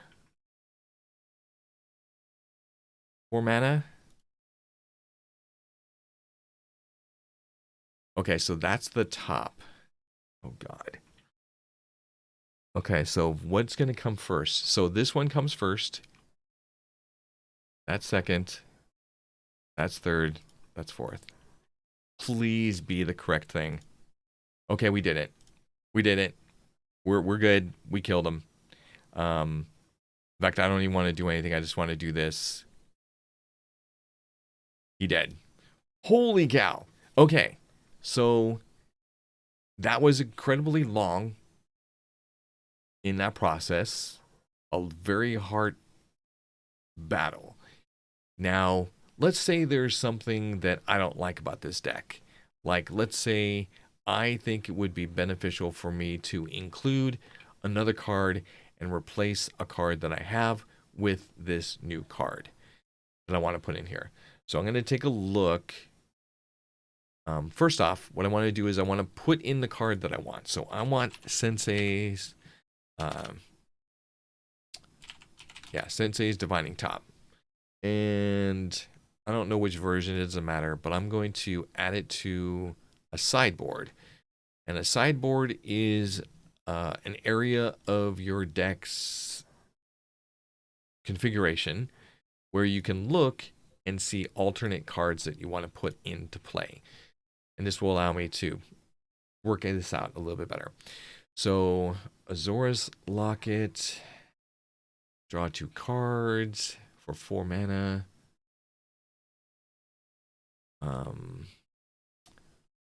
What addition? Okay, so Brainstorm, draw 3 cards, put to 2. Yeah, that's fine. Commander Sphere, Crystal Ball, really was working it. Demir Signet. This is the same thing as the Azorius Locket. I'm sorry, these are both lockets. They both do the same thing. Exile target player card from a graveyard. Add 1 mana of any color. So these are all like mana and then additional abilities. So I like these. Mana equipment. Whenever a equipped creature attacks, look at the top card of your library. If it's a land, you may put it in a battlefield tap. Amazing. Burnished Heart, great. Then we've got a couple of artifact creatures. We got some basic lands. So what I may want to do is switch out some of these lands. I know that we're blue heavy, which is fine. I like the creatures. At the beginning of your end step, love this. This was Baneful Omen was amazing. This was amazing. Choose a card from your hand. Put that card on the top of your library. Prevent all damage. Okay, so this is the one I want to get rid of. So Penance. Going to move it to the sideboard. A Delphite, welcome back in. So I'm going to go to here. And I'm going to add Sensei's Divining Top to my deck. And then we're going to give this a spin again and see if we can get this to go a little bit quicker. But this time what we're going to do, okay, we're going to save this. Then we're going to go back here. And I'm going to make sure that we play against 3 players instead of 1. Okay, so let's go ahead and add a player and add a player. And we're going to randomize this, randomize this, randomize this. Then play one game.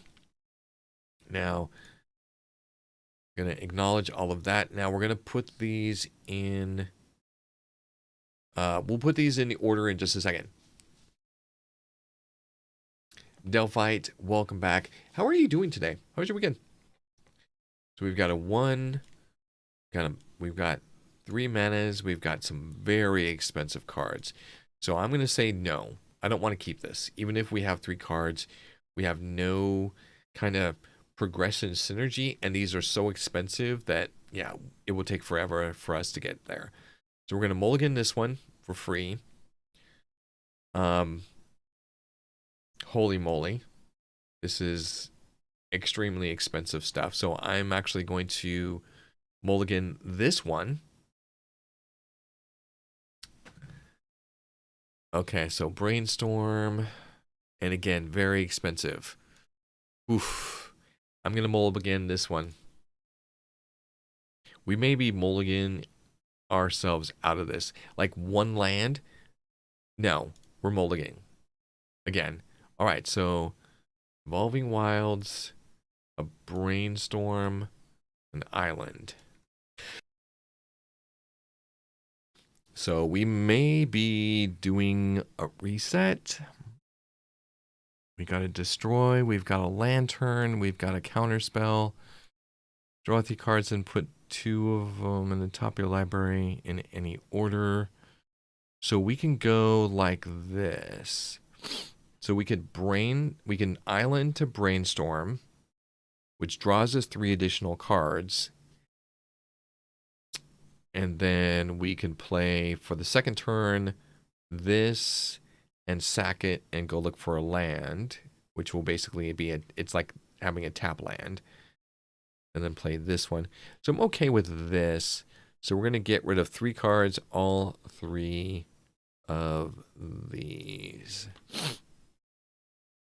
Okay, keep the hand. I know it looks tiny. Ooh, Elvish Mystic is so powerful. It's an incredible card. Take Neo Beetle to get some shoes for volleyball at their school. Volleyball shoes are cool. They're cool. Oh, okay, so Greta was first. Valentine is second. So I'm going to show you how to, like, what happens when you have 4 players. It's so hard to keep track of everything. So what I'm going to do is I'm going to move these tabs around. So we know Greta's first, Valentine is second. I'm going to move Angela down here, Valentine to share the upper board up here, and then we'll see who's going to be next. And we'll... Okay, so Angela's next. So that means that I will move myself over there into that position. And the size of these areas is fine, I think. Yeah, I think that's fine. Okay, so go ahead and pass this turn. All right, so we're gonna do this, then this. Okay, beautiful. Then we're gonna put 2 back. So I'm gonna put you and oh wow, look at, we pulled into Sensei's Divining Top. That is so good. And maybe we'll put this one. No, we'll put Evolving Wilds back. Yeah, we'll put Evolving Wilds back. All right, cool. So I'll go ahead and end my turn. End their turn because, yeah. Oh, they tapped it so they get Swiftfoots. Okay. They didn't play anything additional, played another land. All right, so now we're going to have a tapped land no matter what. So let's play this one to get... No, let's play this one to get the white.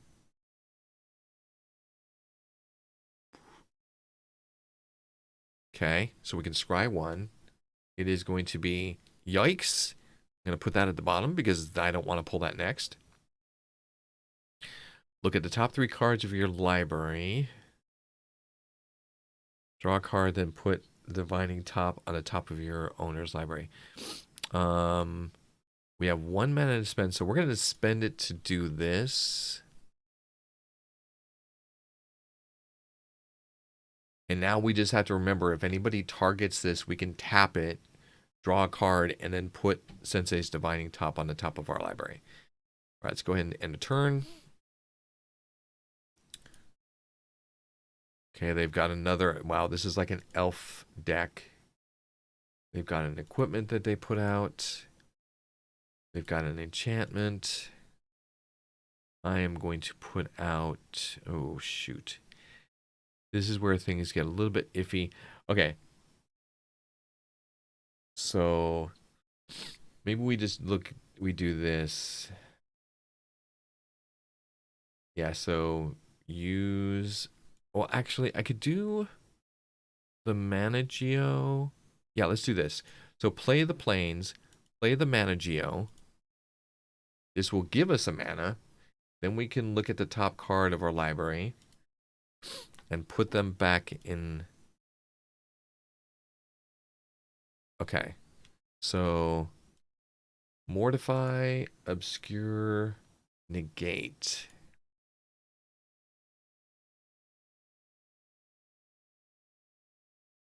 Don't think we have black, so we can't do that, but we do have blue.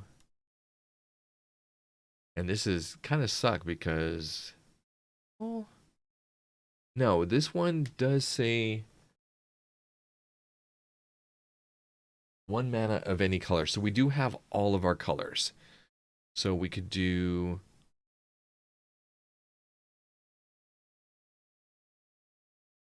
mortify, negate, charm. Okay.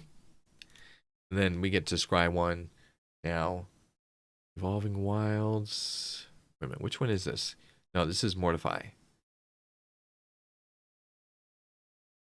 I kind of want to push. You know what? I'm going to put it at the end. I forgot we had the scry ability, and yeah, whatever. Okay, end the turn because I can't do anything else. All right, who are you attacking? Oh, he's tapping for mana. Holy crap, he has a 7/4. Oh my god. Green is so powerful with mana ramp. Whew. That's nutty. All right, so we have a counter spell. So I am going to look at the top 3 cards.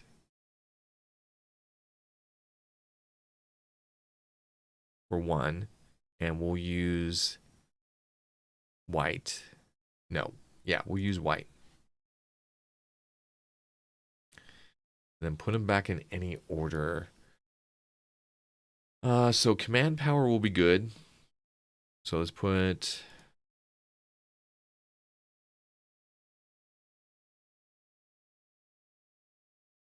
let's see. How do I want to make this play? So I could draw a card. How do I want to do this? This is always the difficult part for me.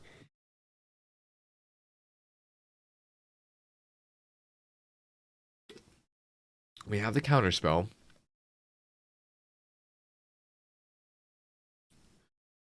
We could pull into this. So maybe we do this, this, then this. Okay. So we have a counter spell available if needed. We also have 1 additional mana to draw a card. And put send. Okay, so let's go ahead and finish. Did we do our land yet? We did not. Okay. Let's sacrifice and put a land on the battlefield. We're going to put a swamp. This guy. Okay, we still have the land. We still have the mana that we need. Let's follow how things are gonna go. Oh my lord. Holy moly.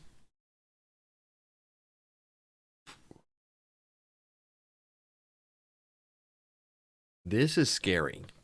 This is getting way scary. So do we counter the Swiftfoot boots? It has hexproof and haste. I think we have to. Oh, we can't? Why not?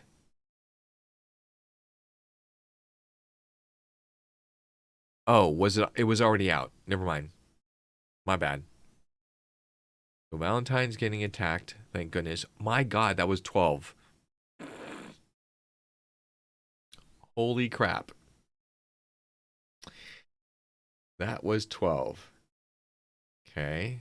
I'm okay with you doing that. This is a creature spell.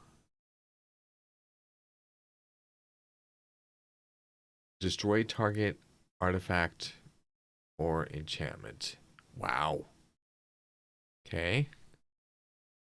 Whenever a creature enters the battlefield under your control. Oh my God. That is a really cool aura. Enchantment, whatever thing. Okay, begin combat. It has reach also. Whoa. That's a big boy. All right, so we need to cast. Okay, so I'm going to look at the top card. Wait, do we have enough mana? 1, 2, 3. 1, 2. Oh, we do. Okay, let's cast our commander. Means we can't do anything else. Actually, we could do this. And then return the white. Then pass my turn, basically. And hope to God that nothing bad happens. Okay, so he's destroying the enchantment. And attacking Valentine. Is that like death? No, it's not death. It's like 8 health left. Holy crap, that was crazy. Enters the battlefield under control. It deals that equal to the power of the target creature or player. Ooh, okay. Be right back. Have to go get the wifey. Do it. Do it. Okay, so who are you attacking? You're attacking Greta. Greta is a threat. I agree. Greta is like big threat. Not me. Not me at all. So we're gonna play a well, let's see how much mana. So we got 2 black and then 1, 2, 3, 4, 5. So we can do this one. When the creature card is put into the opponent's graveyard, you know, let's just do it. We're tapping out. That's beautiful. And then let's go ahead and attack Greta with my commander. I have no idea what's... Oh, the Demir's... okay, so it does through... It doesn't do any down... I mean... We get to put a Demir's Signet, which is mana. That's actually good. Okay, so declare blockers. None. We can then reorder the top 3 of our library, which I think is actually beneficial for our next turn. So let's look at the top 3. Do a reorder. So we need a swamp to be the first one. And then we're not going to be pulling any cards. So we're going to have this be the second one. This will be a free cast. And then this will be on the bottom. Okay. All right. Go to my end step. Pass my turn. Oh, boy. Oh, is that a planeswalker? Oh, my God. Destroy target artifact or enchantment. Oof. Oof. Okay. Attack it. Okay, so Valentine is dead. Wow, that was fast. Greta is being attacked again. Okay. Great. Yeah, I think Angelina, and myself need to go against Greta. Although Angela is now in a threat position with a whole bunch of flyers. Holy moly. Okay, play a land for turn. Go to combat. Attack Greta with you.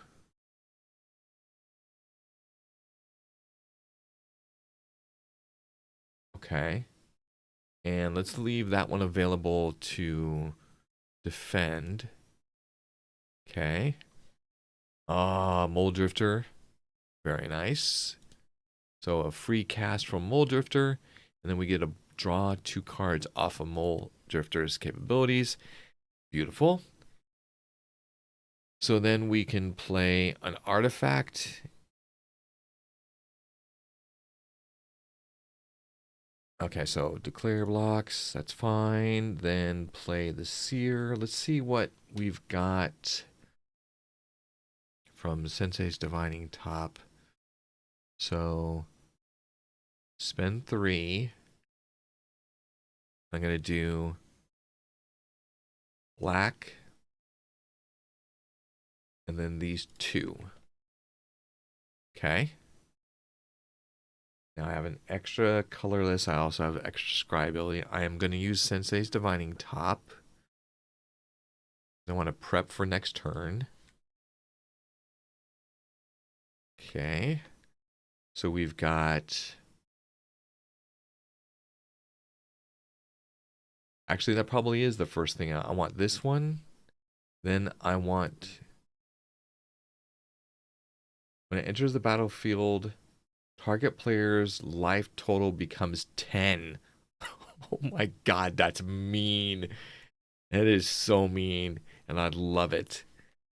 Okay. So we did damage. Did we play a land for turn? We did. So now we got a counter spell that we can use if needed. Do we have anything else that we need to do? No. All right, pass the turn. Draw, main phase 1, beginning of combat. Okay, they're attacking me with a 7/4. Hexproof. For each creature you control, you may have that creature assigned its combat damage as though it weren't blocked. Does that mean also with this one, so I can't block it?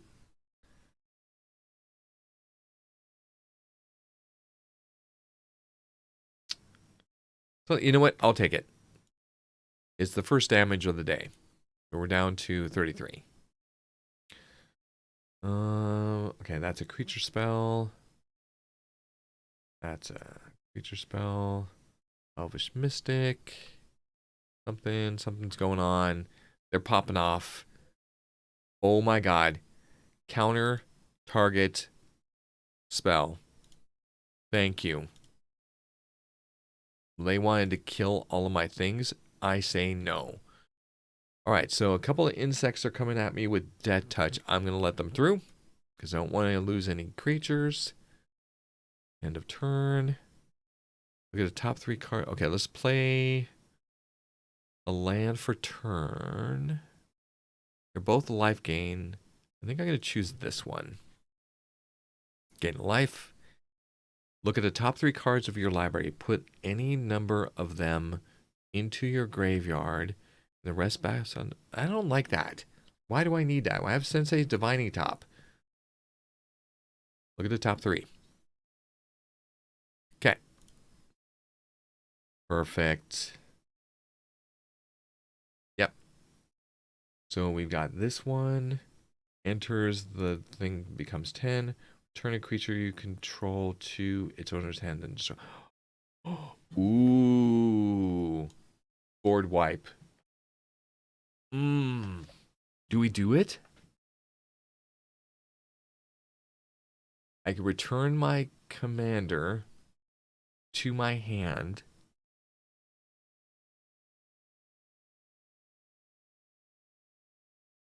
And then destroy all creatures.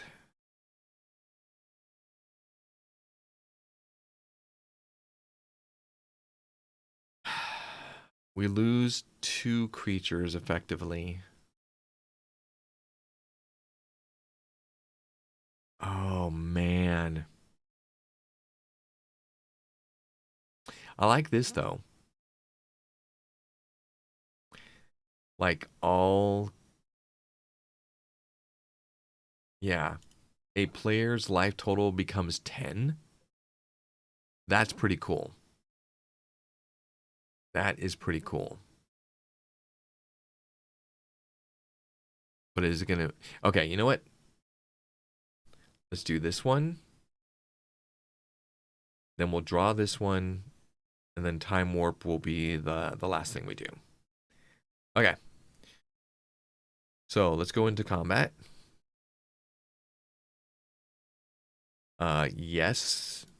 This is the combat.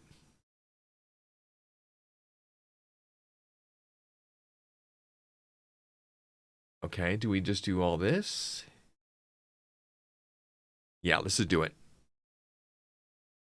Oh, so when it says it... Okay, actually, this may work out.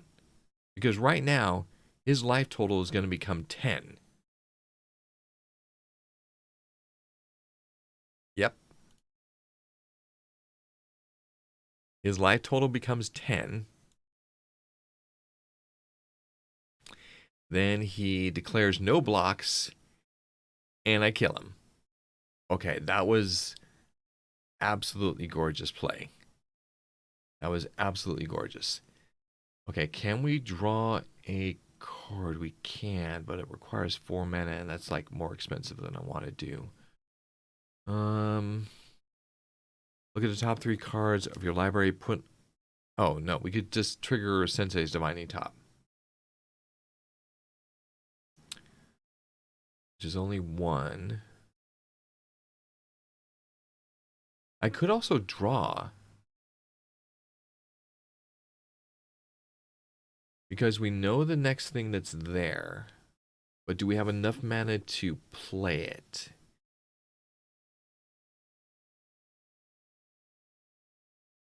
I'm gonna just say sure. Okay. So I made potentially the wrong call, but that's fine. What I just need to do...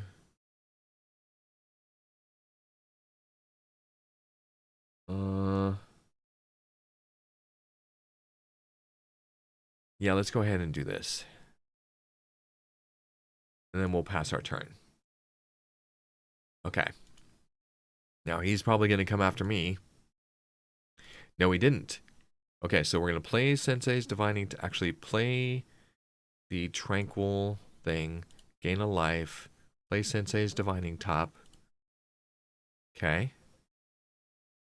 Look at the top 3. Figure out how I want to order these. Time Warp, which is the destroy all creatures. I think I'm okay now with not doing that. Enchant creature can't be blocked. Whenever enchanted creature attacks, scry 1. So I think we're going to do... Oh my god. I think I need to move these cards.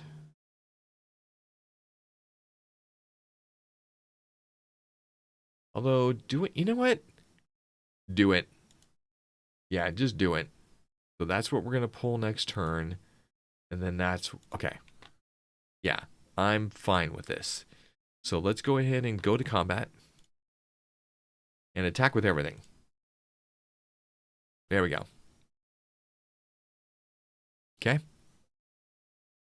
And time wipe. So it cancels out the damage. So I'm going to return my commander so it's not expensive. Yeah, return my commander. And destroy everything else. When it dies, create a tooth. Okay, so that's the only thing that sucks. Is that they had those extra abilities. Wait a minute. Oh no, I forgot I hit the yes to exile. Oh. Alright, we'll just play it right now. Damn it. It would have been cheaper if I put it in my hand. I told it not to put it in my hand. I'm an idiot. So let's go ahead and do Sensei's Divining Top. Take a look at the top 3. That's what I'm going to draw. And that's fine. Actually, let's draw this one. Have this one be... We gain 7 life. And then that one. Okay. That's fine. End a turn. Exile the Warlock. Okay, they get a couple of things. Sweet. They weren't able to take a turn. I love it. I don't need to scry. I already know what's there. Which is Approach of the Seven Sun. So we're going to go to combat. Attack with you. Okay. Play it. It comes into the battlefield. It's going to gain me 7 life. Which it did. Second main.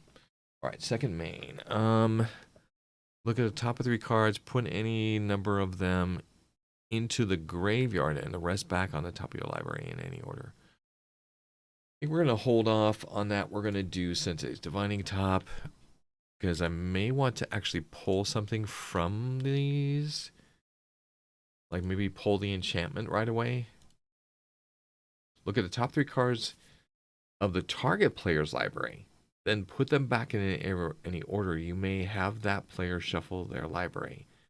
Okay, don't like that.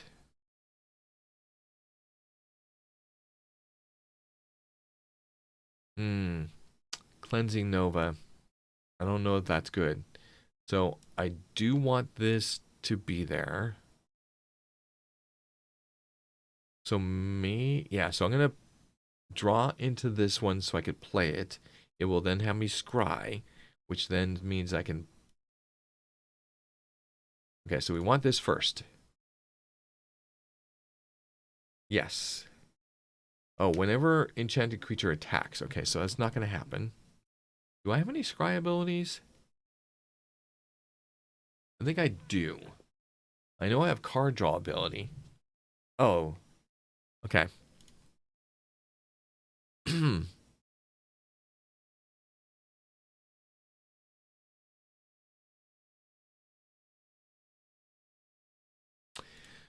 Okay, let's do this one.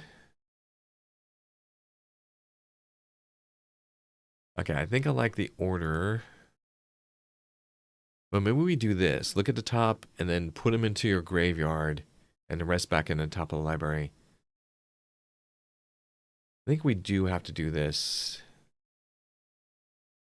Yeah. So what are we putting in the graveyard? We're putting Cleansing Nova and this one. We're taking that one. We're then going to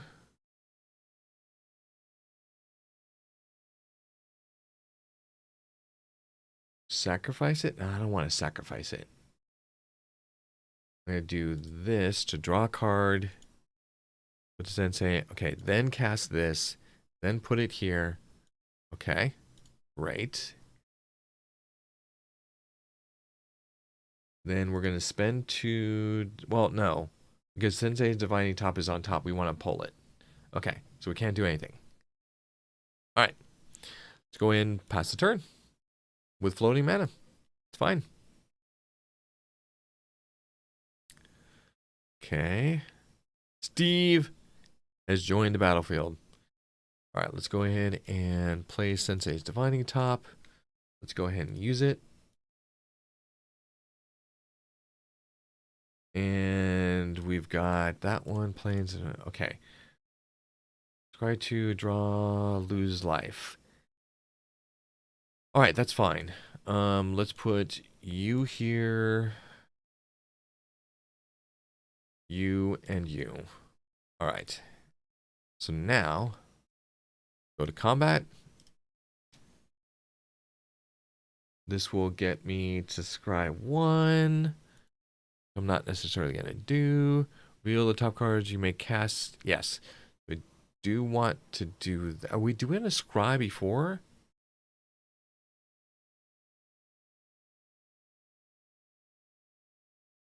What did we put at the top? I don't remember what we put at the top. You know what? Screw it. Whatever it was. I don't even remember. Read the bones. Okay, that's right. So read the bones. Scry 2, draw 2 cards, lose 2 life. Okay? So we've got a plains. And I think we're going to put that one away. Keep that one. Pull 2. Okay. That's a life gain. Then we're going to scry 1, which is an island. I'm okay with playing that one. So declare blockers. No blockers. Then play a land. And play this to get us 7 life. Okay. Wow.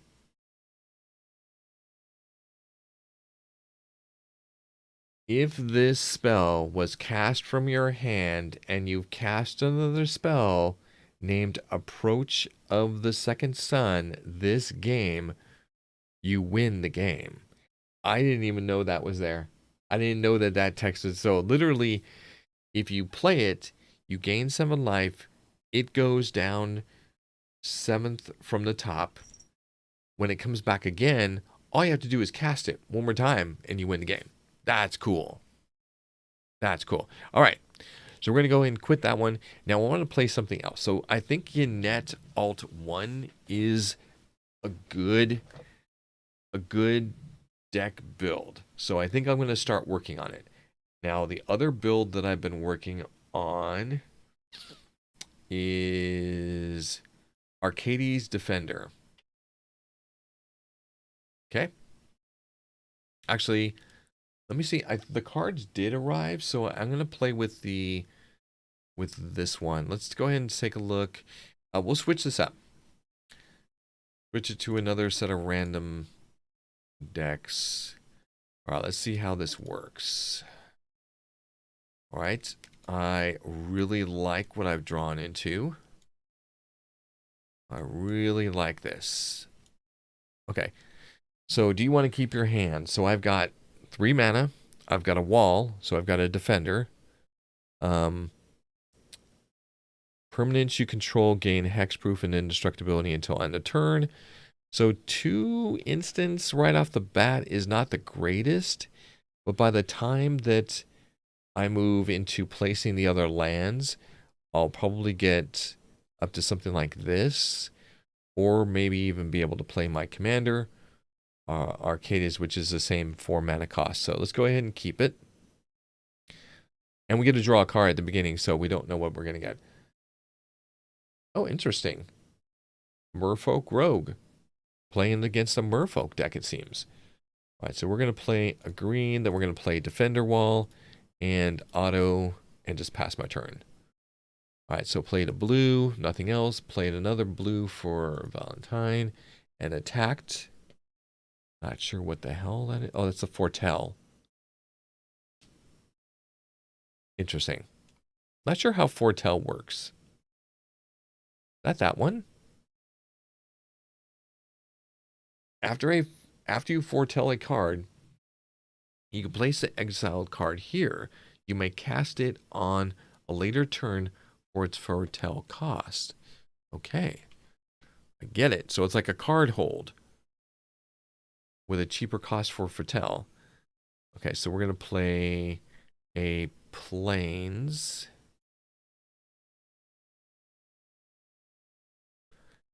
And don't need to destroy an artifact or enchantment at this time. So I'm just going to sit pretty. Sit back.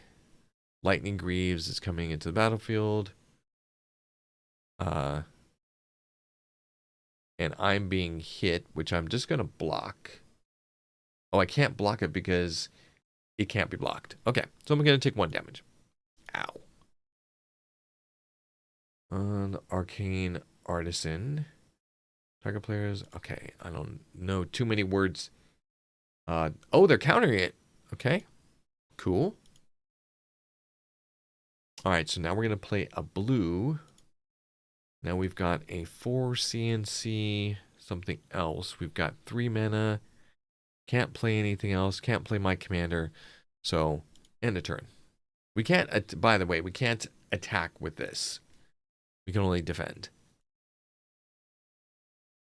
Okay. Greta's being attacked this time. Thank you. Let's see. Bringing in a heavy lifter. Flying and vigilance. Okay, so we've got an artifact that will be available for 1. Creatures with power 3 or greater don't untap during their controller's untap step. No one is 3 or greater power, so whatever. Let's go with green. Let's cast my commander. My commander says, whenever a creature with defender enters the battlefield under your control, I get to draw a card. But each creature you control with defender assigns the combat damage equal to its toughness rather than its power and can attack as though it didn't have defender. So that means all my cards that are defenders, now this is a 6/6. Now this is a 4/4. It's cool. So now I can go into combat and I could say, cool, I'm going to go ahead and attack you because you're defenseless. I'm going to attack you for 4. Bing. Okay. Oh, no. I'm tapped out. Oh, they're destroying my commander. You suck. Okay, commander back into the command zone. Sigh. Hey, that's what happens when you play commander. Ooh. There's a lot of banishing going on right now. Valentine's being attacked.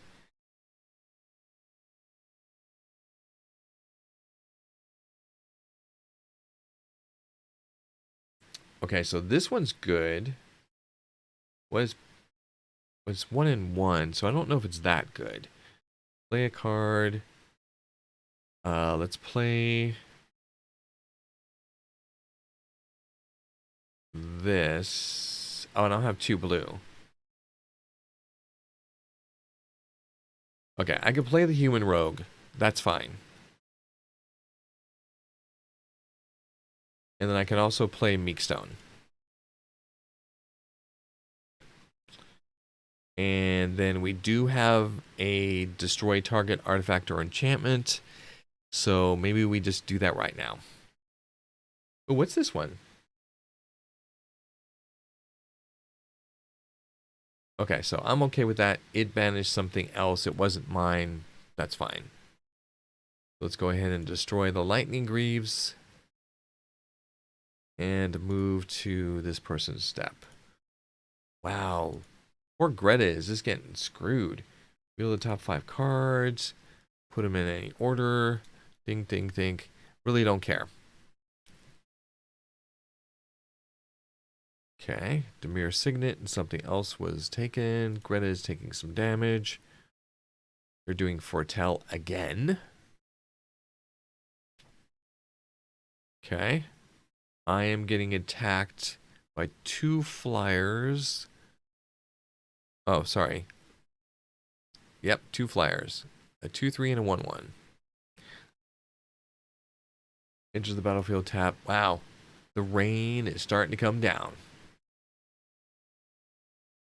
Alright, so I don't believe this is enough for my commander. No, it is not. I'm getting mana screwed. Whenever creature control deals combat damage to a player, you may draw a card. That needs blue. This one does not. So I can either play this one or play this one.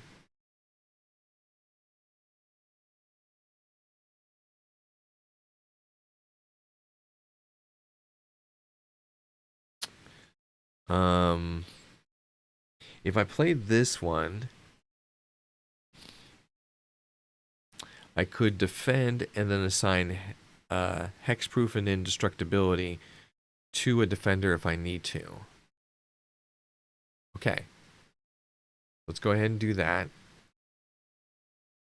Let's then move to combat. Let's attack you. Oh, it can't be blocked. Oh, but it could be blocked by that one. Oh, but it can't. Creatures you control with power or toughness of 1 or less can't be blocked. So what's interesting is that if 1 or less, but what if the power or toughness of one of them is 1, but then one is not? That's what I'm wondering. So let's say I do you. Just for giggles, just to see what happens. Okay, so they took the damage. All right. Okay. Wow, that is a very scary thing they just brought in. Heirloom. Angela is being attacked. Valentina is being attacked. Lots of creatures are coming out. Okay, so here we go. So I've got to cast something first before I do this. So we're going to cast this one.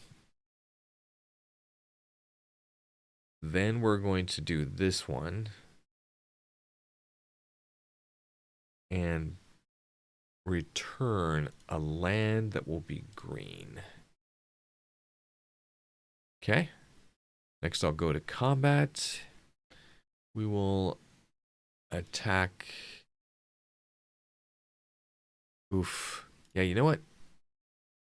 Actually, everybody's scary right now. Attack for 1. Okay. Begin combat. Okay, so they're attacking me with a flyer. I can't defend it. I'm going to take that damage. Each player discards a card. And the card discards. They lose life equal to it. Okay, so I'm going to do the hexproof one. So I lose 2 life. Or they lose 2 life? I don't understand that. Anyways, whatever. Ron. Island. I'm sorry that the screen is so small for everything. Sometimes it is hard to kind of see these things. Wow, that is a lot of flying things. Yep. So we could do this one. Oh, but we got rid of the hexproof. Never mind, we're just going to take it. Just do the damage, Jesus. That is just nuts. The ramping that's happening there. That is crazy. All right. Let's see. As long as this character is in the graveyard and you control a forest, creatures you control have trample. So this is actually pretty good as long as somebody destroys it. I'm going to say this. Commander first. There we go. Now we can start attacking. So, yes, we'll leave the 1 floating mana. Can't do anything about it. So let's do... You were the one who was being really mean, but you have a really big defender. But can't do you. So let's go after you. You have a 3/3, so I can attack with this and this. Hey man, sorry to interrupt, but may I have permission to work? To look at... Nope. No. We already got some stuff, but thank you. Alright, so that's going to do 10 damage. I mean, alright, what do we got going on next? Grave Pact. Whenever a creature dies. Makes a copy of it. Holy moly. Okay. They're making spirits. And I'm going to get attacked, ain't I? I'm probably dying right now.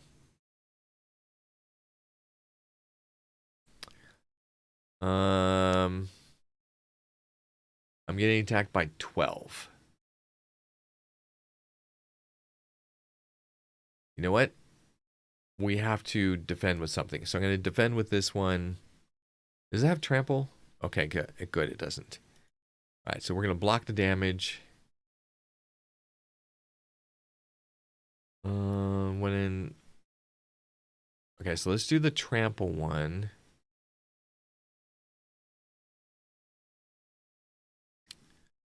So here comes the dilemma. We either get potentially trample because we can block with this one and just sacrifice it, which will be 4 mana. So 1, 2, 3, 4. And we only have 2 mana left. Well, 3 mana. We don't have enough. So we either get trample or we get card draw.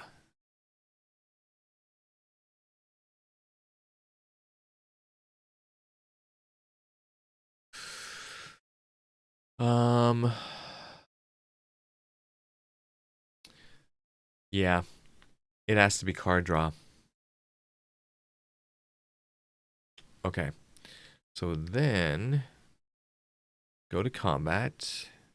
Let me just make sure. Yeah, we're missing one. Dang it. That's a bummer. All right, so go to combat. I mean, we could keep everybody as they are. I mean, I can attack with my commander because it has flying and vigilance. And I'll get a card draw out of it. So let's do that.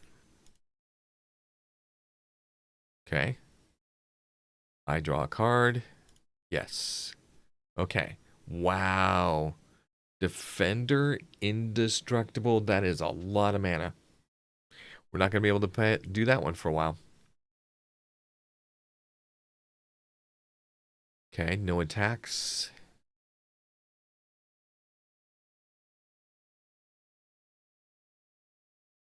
Okay. Each player sacrifices a creature. So do we have anything that says like when a creature enters the battlefield or like, oh, you know what? This one.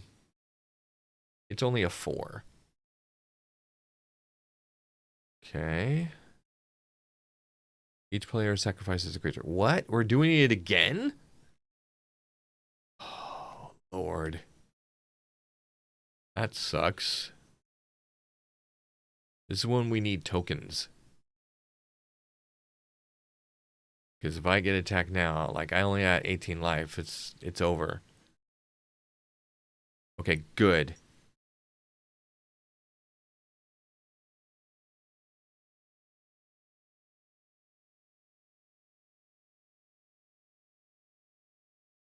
Oh, nice. They allowed me. Okay, cool, cool, cool. Okay. Oh my God, that's GG. GG. If they attack me, I'm done. It's deciding on who they're going to attack. Okay, so they're not attacking me.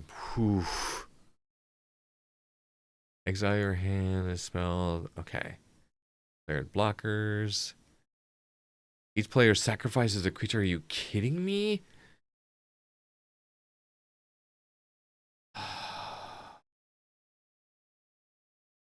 That sucks. Play land for turn. I mean, we could do okay, so 2, 4, 6. I have 7 mana.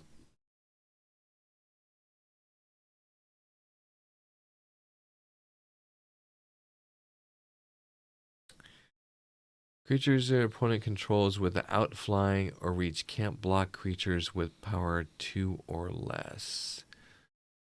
Um, so maybe what we do is we play. Okay, so how much is this going to cost? Okay, so we have enough to do it. Oh, we have 2, 4, 6, 8. So we do have 8. So we could do Colossus. We could do Colossus.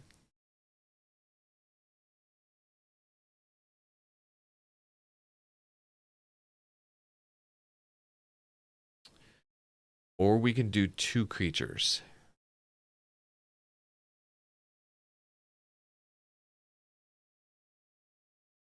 Flanking.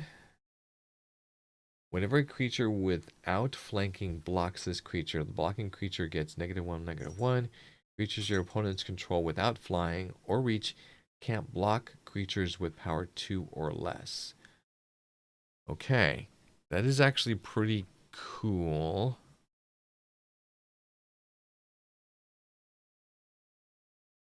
This creature assigns combat damage equal to its toughness.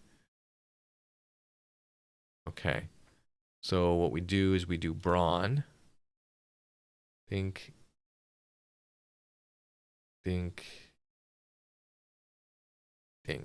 Okay. Then we do.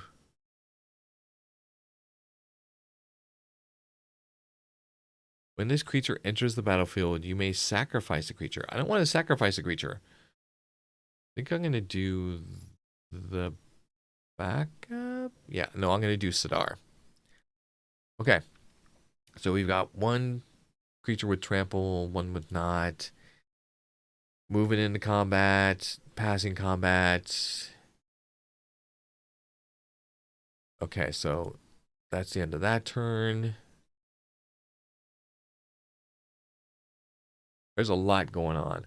Whenever an opponent casts a spell, that player mills 2 cards.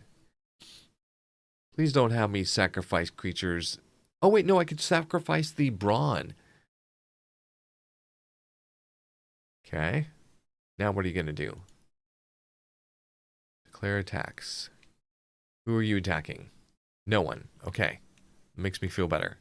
What about you? He's foretelling more cards.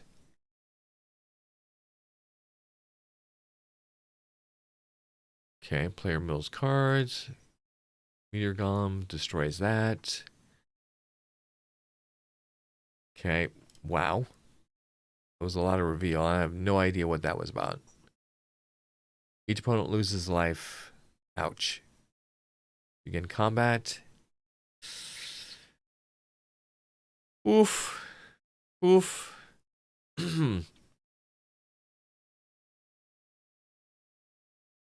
What is he going to do? Okay, he's attacking Valentine.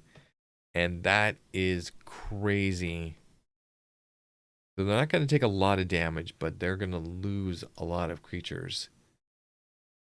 Each opponent loses a life. Oh my god, we might just die to... Creature loses a life, lose things, stuff. Okay, so we can cast our commander. So let's go ahead and do that. That player mills 2 cards. Okay, it's fine. Commander's on the battlefield. Now things are assigned differently. So I'm not going to attack.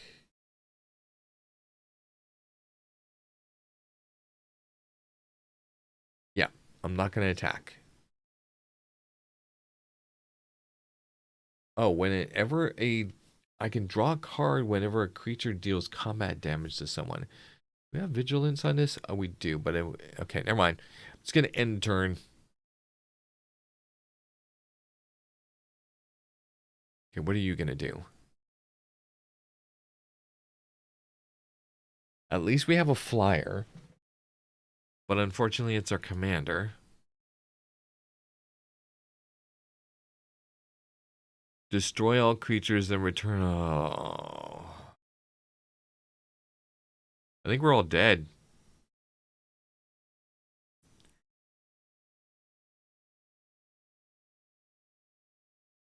Yeah, it's like that was the ultimate board wipe.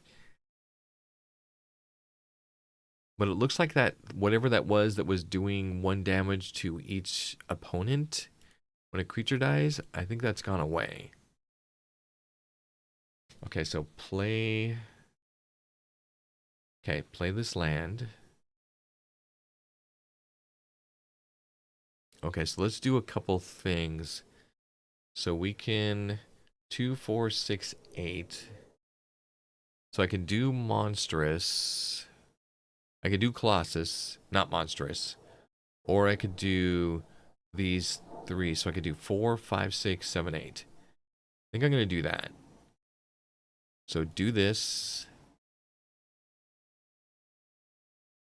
Okay. Not sacrificing a creature. Then I can do this. Okay. And then assign this to this guy. Then I can do the Arcane Signet to get me an extra mana next turn. Okay. So we've got 2 mana float. Okay. So I think we're good. Gonna end the turn. And what's great is that all my creatures now have trample because of the thing. Greta searches their library. Whatever.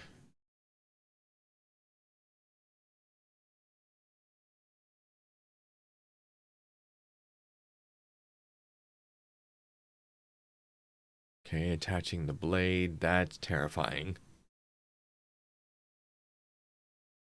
Especially when I only have 12 health. Actually, we're all fairly low-ish. Okay, so Greta's getting attacked. She's only got 3 health left.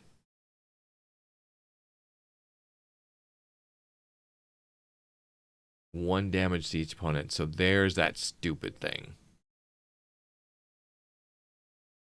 Okay. Again, 1 damage. It's just like this back and forth BS. But it is what it is. All right, there's the land that we needed. So, I'm going to do Colossus for 8. Okay. All right, that is good. And then we are going to skip combat. Let it float. Yeah, we've got to wait till next turn. Each player mills a card. Totally fine. Takes a damage. Okay. Okay. Okay. Oh, you jerk. I don't have any flying, and they're going to do 5 damage. Oh my god. This is terrifying.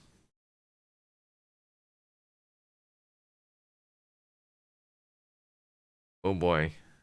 Okay. All right. Choose one.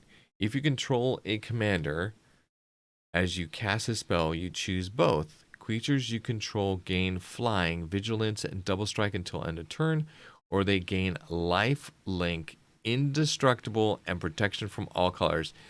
I like that second one. In fact, I think I want to do that. Let's do that. So they gain lifelink, indestructible, and protection from all colors. Then we are going to go to combat. And we're going to... yeah, let's go to combat. And we're going to attack you. And attack you. Wait, I can't attack with that? No! Oh, man. We can only gain 4. Oh, I am so dead.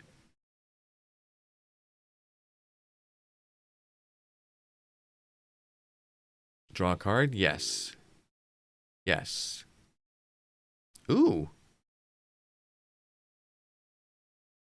I can play another wall. Sweet. Okay, so we got another wall that can protect. Okay, so we got a decent amount of protection, but we have no flying protection. But we did gain a tiny bit of life.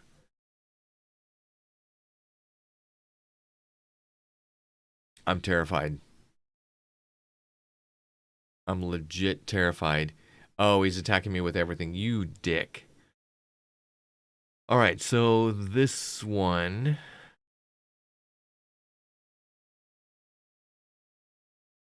So we're going to defend against this one. We're going to defend against this one. And that is 3, 4, 5. Is that death? I think that's death. I think it's exactly the kill.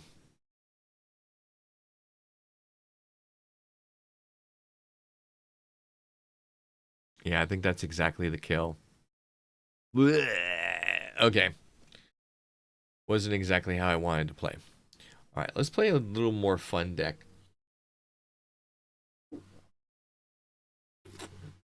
In that deck, there's a lot going on and a lot to consider. So we're going to play a one that I like. Let's play my landfall. Okay, let's randomize these. And go. Okay. All right, looking good. Not looking great. In fact, let's go ahead and mulligan that one. Oh my god, that's a lot of land.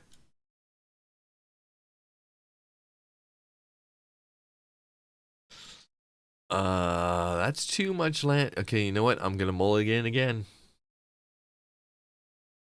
Oh my god, I'm gonna mulligan again.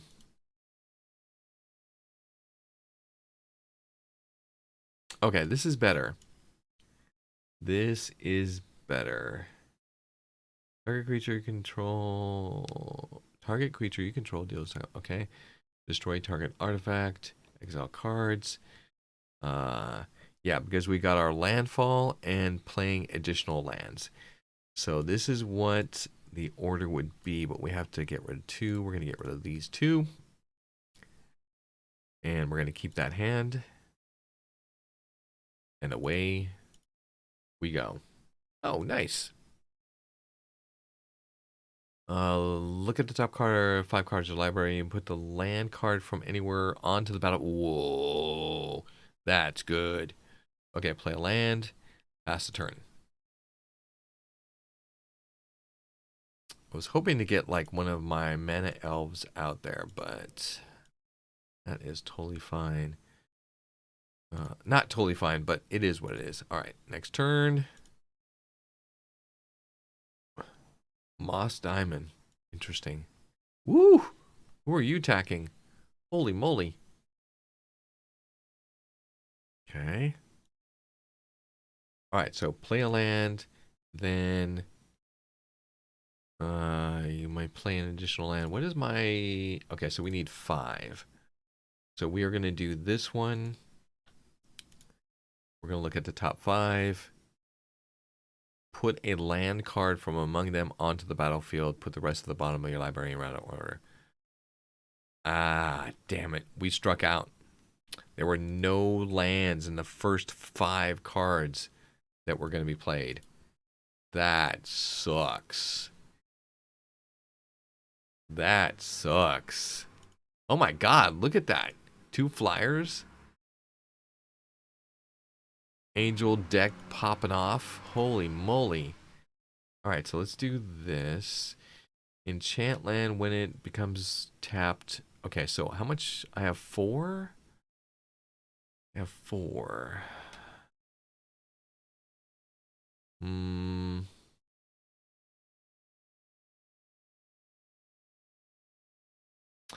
How much is my commander?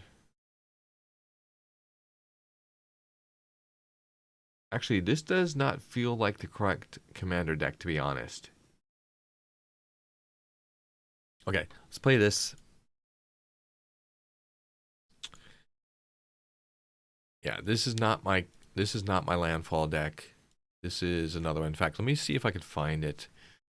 Mine is different. That's not my commander. I think it was called Nissa. Wasn't that what I was playing?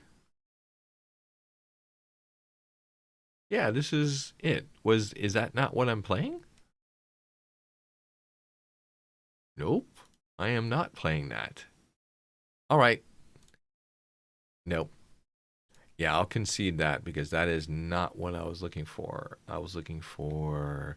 In fact, let's get rid of that one. I don't want anything to do with that one. I want this one. Now, this will be a little bit better. I was wondering why there were so many cards that were like high value stuff. Okay, there's our mana. Okay, then this, then this. Yeah, that actually plays out pretty good. But I'm gonna mulligan. Oh, that's really good though. Um, I'm gonna keep it, and hopefully we can draw into 1 mana. Nope, that's all right. Okay, so play this and a turn. See, that's what I was hoping to get into the Elva Mystic. That's what I was hoping for. Oh, that's too much. All right, another. Then go ahead and do. I think I am going to wait on that one. Is that beneficial? Whenever an elf enters the battlefield under your control, put a +1/+1 on that. Add a mana for uh, each. Add an amount of. Okay, equal to the power. Okay. So yeah, so I want to put this one and then put that one. That is the process. So I'm going to do this and get myself another land. And it's been countered. You dick. Blue decks. You gotta hate them sometimes. But they're effective. Alright, so then we are going to play this. And just roll with the punches. Enters, gain 1 life. Okay. Alright. Wow. Landfall. Whenever land enters the battlefield under your control. Oh, wow. So we're playing 3 different styles of elf decks. Wow, that's crazy. That is crazy. So let's do we have a landfall one? So yeah, I could do this. I could do this one. Okay. Yes. Gain 1 life. Now I can do the landfall. That will give me 2 mana float. I'm going to do green. We can't really do anything with it though. Because we've only got 3. Oh no, we got 5. How did I get 5? Oh, it's because I tapped this one because, okay. So, okay, that's fine. All right, so I've got 5. So let's play this one. Draw 3 cards. Well, if we got 5, I might as well spend something that's really expensive. Draw a card for each creature you control. No. Enchant creature. Whenever this creature attacks, untap all lands you control. Oh, that's good. But I need something that has flying or something. Hey.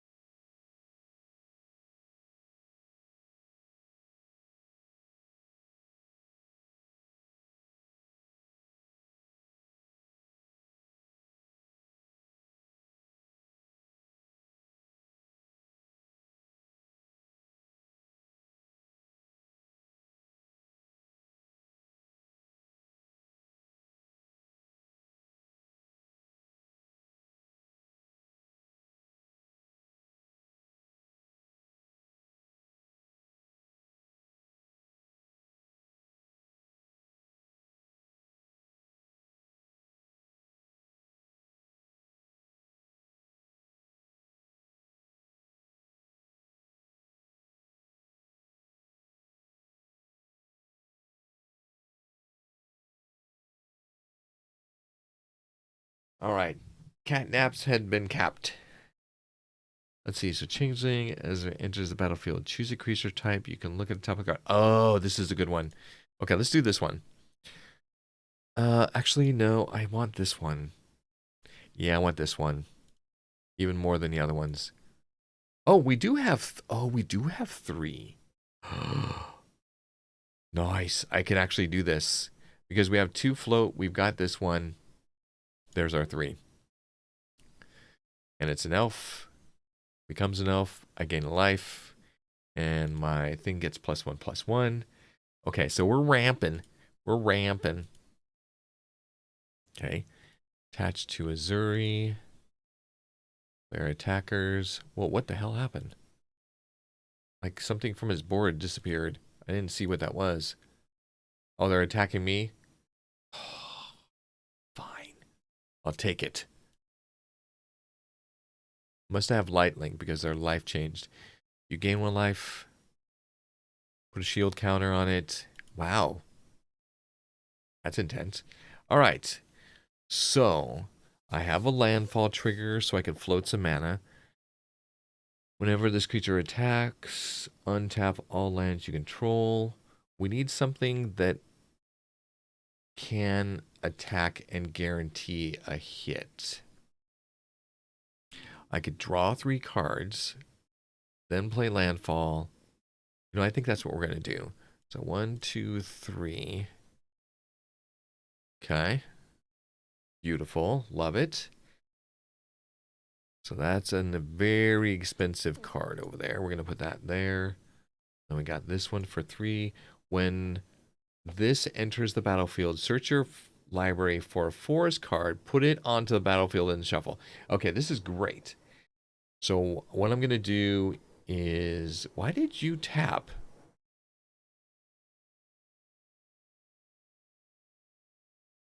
I have 7 mana. Why did it tap? That just seems weird. Why did it tap? Okay. So the plan is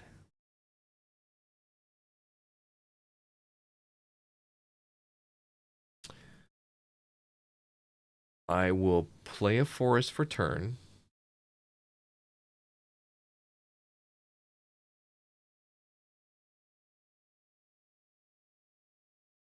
Okay. That triggers landfall for green.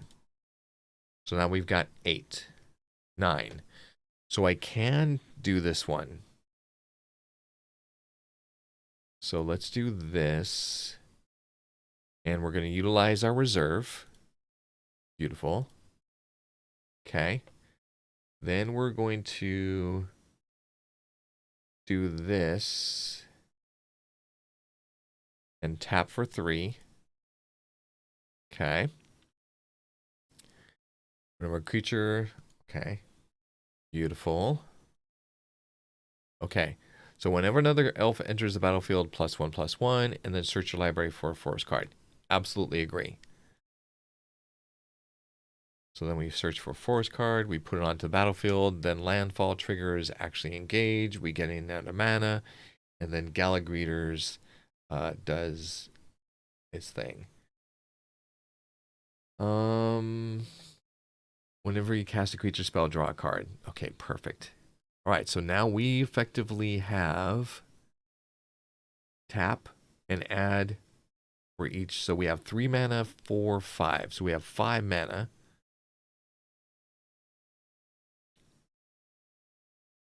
Okay, we could do this one, or we could do an aura. We can untap lands. Yes, let's do that. So let's do...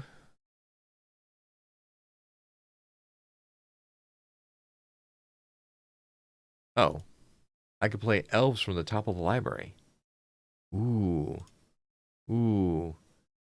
Do we do Nissa or do this one? I think we have to do Nissa. Yep. I think we have to do Nissa. And actually attack with her. Okay. That's great. We have 2 more mana. So we could do this is going to draw a card. Okay, we gain a life, and we get a +1/+1 on this one. Okay.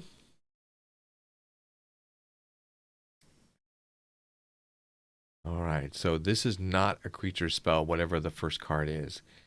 When it enters the battlefield, draw a card. So we don't have any more mana, which is fine. Let's go into combat.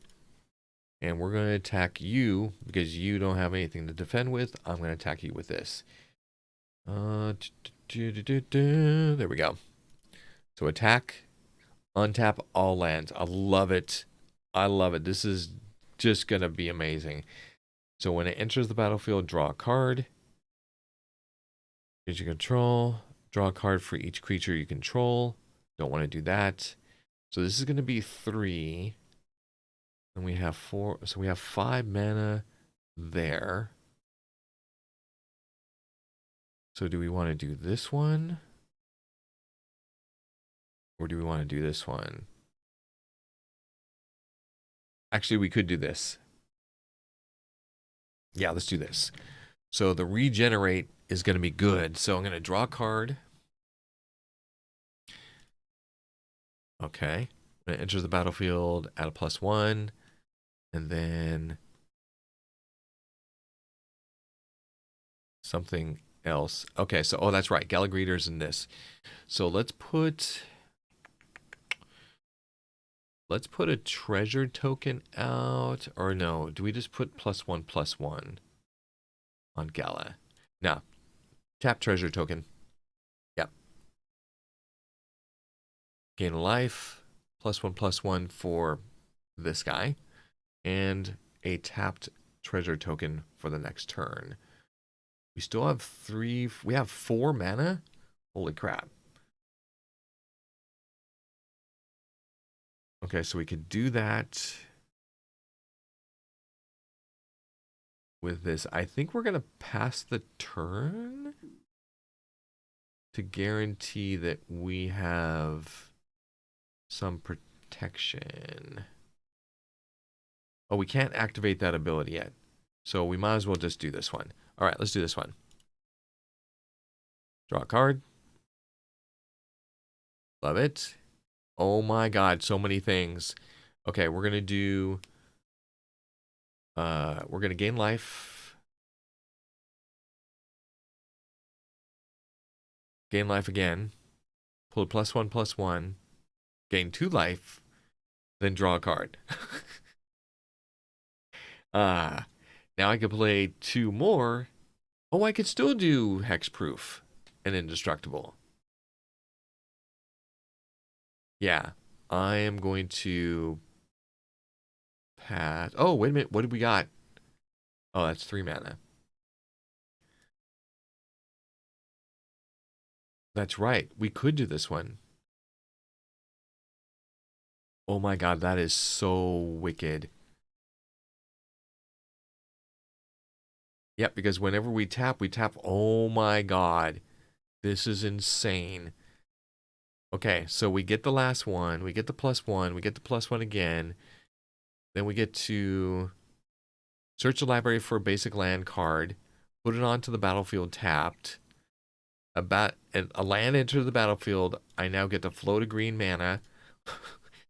I am now going to put another creature. This is like ridiculous. This is hilarious. +1/+1 counter. Gain a life. All the things. And I still have 1 floating mana. This is like freaking insane. Oh my god. Okay, so let's go ahead and finally end my turn with the floating mana, and we're just going to get destroyed. Creatures you control get XX and trample. They're attacking me. Okay, so 10 damage. Okay, so who can I sacrifice? Does it have trample? It does have trample. So I'm just going to take the damage.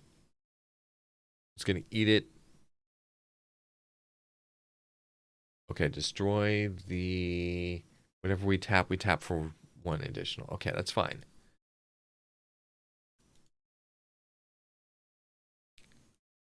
Wow, they gained a lot of life from attacking me. Gain a life. Has flying. They're attacking Greta. Greta's at 44. Gains another life. Okay, here comes the knot. This is where things are going to go completely nuts. Tap 4 untapped creature, destroy a target artifact or thing.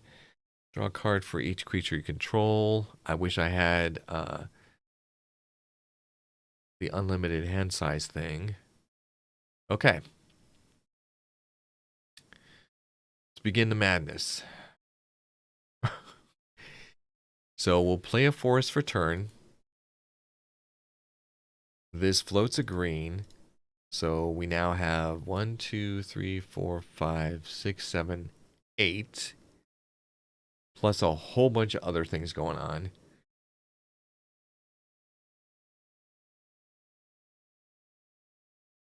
Okay, I think I'm going to take Reach. Okay, so let's do this one first. This will draw me a card.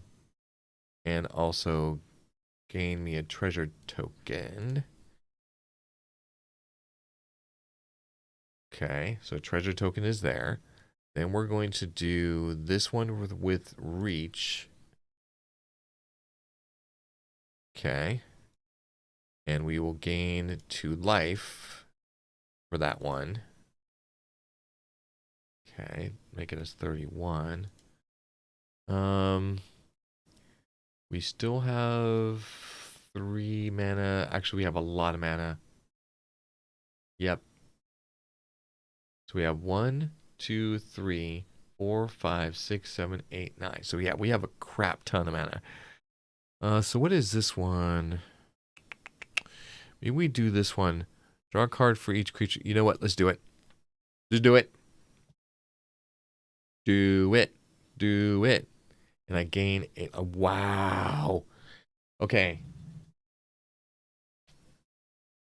Whenever a land enters the battlefield, you may play an additional land on each one of your turns. There it is. No maximum hand size. So we've got to do this. Okay. Then we've got to advance it to level 2. Okay. Then we've got to play Reliquary Tower. Oh my god, this is so good. Floating a green mana. Okay. Drawing a card. Landfall. 1 life. All right.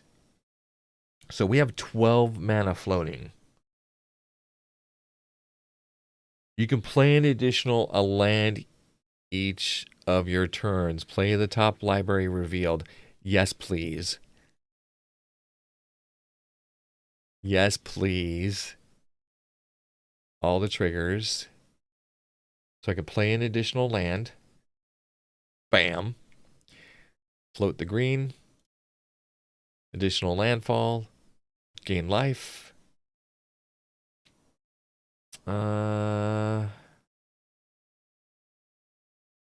This spell costs 2 less to cast if it targets a legendary creature you control. Target creature you control deals damage equal to twice its power to the target creature or plane's control you don't control. Okay, so that's what I'm thinking about doing, is doing this against... Well, what do we do? I don't know if we do that one. We could do this one. Its power and toughness are equal to the number of lands you control. Woof. Woof. Okay. So this guy. Okay. Holy moly. Okay. Landfall. Green. Gain a life. 5 mana still. Um, that's 23. So what does it say? Does it say player? No, it says target creature. So I guess it doesn't matter if it's flying or not.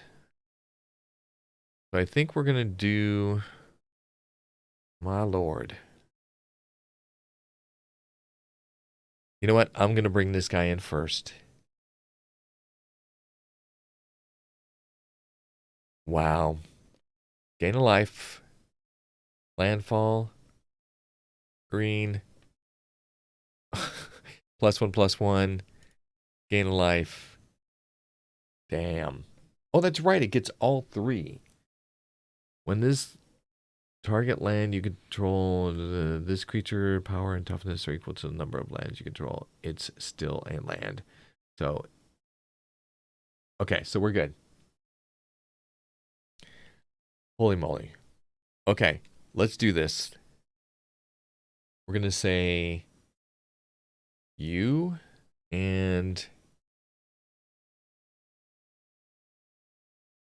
I mean, I think I'm more scared of this one. This deals combat damage to a player proliferate. Yeah. Choose any number of permanents, give a counter. Yeah. I think I need to get rid of this. Let's get rid of that. Okay. Now we're going to go to combat. And God help the person that I'm attacking. In fact, Greta, you're going down. Okay, so let's do an alpha strike on Greta. Untap all lands. Holy crap, I forgot about that. Oh my god. Okay, no blocks. Okay, we still got hexproof. We've got everything untapped.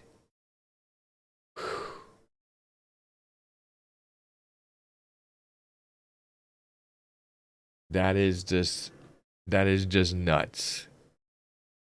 That is just nuts. Okay. Um wow. Wow. Okay, upkeep for that player. Like this deck is a little bit much to handle with like keeping track of all of the triggers and all of what we can do. How is it going? So we went through our new uh Yannette deck and it is a little slow. Then we played Arcanus and that was a little bit slow. And so I was like, you know what? Screw it. I'm playing Landfall. And we, like, the amount of mana that I have access to is just stupid. It's just stupid. Um, so literally the only thing that I'm missing is like card draw. And I think I actually do. I think I did get one that now gives me card draw. Let me see. No, no, no, no. In life. No. So I don't have card draw yet. So I need some card draw, but I do have Reliquary Tower, so my hand doesn't matter. And it's funny because I'm playing against 3 different elf decks. I mean, 2 other elf decks and an angel deck. And it doesn't matter that my creatures don't have flying. It's just inconsequential at this point. I mean, I have a 24/24 and an 11/13. So landfall. Okay, so they've got landfall triggers too. Yeah, it's fun. Yeah. After this, I'm gonna be ending the stream. I'm gonna get some food, and then I'm gonna head to Red Castle Gaming and see if I can sneak into a Commander game.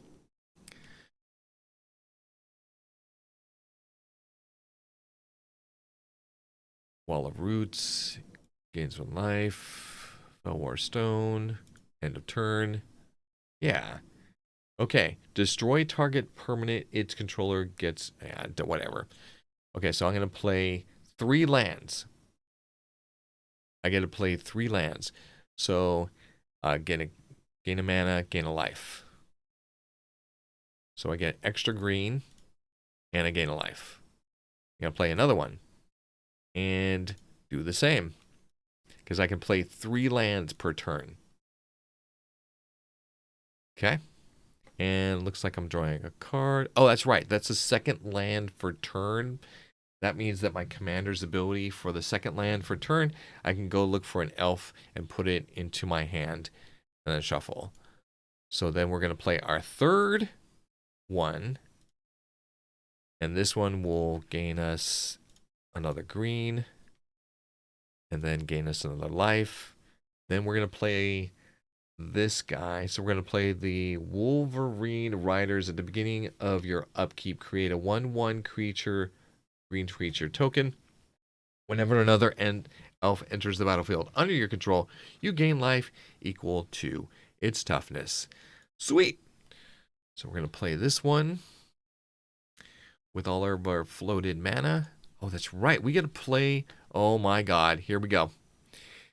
Whenever a land enters the. Oh God. Okay, so we're going to add a treasure.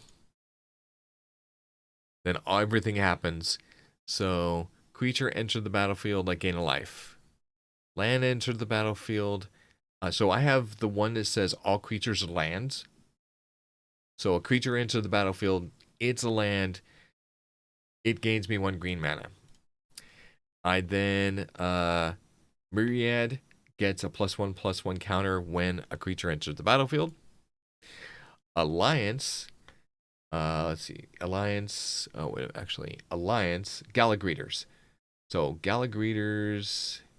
Then I get to choose like something a +1/+1 or put something on the phone. And then my Planeswalker, or sorry, my Saga, or whatever it is. I think it actually is just a multi-level enchantment. It gains me life. Okay. Then I am going to let's see, what else can I do? Tap up to the destroy. Nothing. When you play, when you do the thing, gain life equal to the elves on the battlefield. Instant life gain. Okay. So I'm going to gain 19 life. Yay. And let's see, when I can search my library, I can gain more mana, landfall. I could tap that one for mana. And then I can, elf creatures you control get +3/+3 trample to end of turn. Guess what's going to happen right now? Everybody's going to die. Mom took her. So I'm going to spend the mana. Everything gets +3/+3 in trample. So we just need to determine who is going to do what to whom. So we've got a 26/28 non-trample elemental. I think I'm gonna hold that back. We do have our commander who is a 15/17 trample. So I think we're gonna go after this guy first. He's the most threatening besides me. So he has 38. So we're gonna leave the mana. Oh, that's right. We have a creature that says when this creature attacks, untap all lands or untap all the things. Where is it?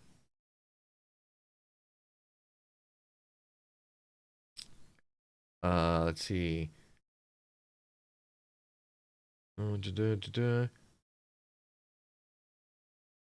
Where's the untappy dude?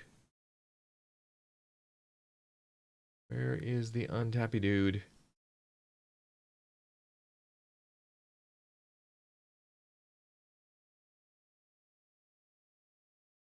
I don't remember. Anyways, I guess it doesn't matter because I'm just gonna do you. Oh, let's go into combat.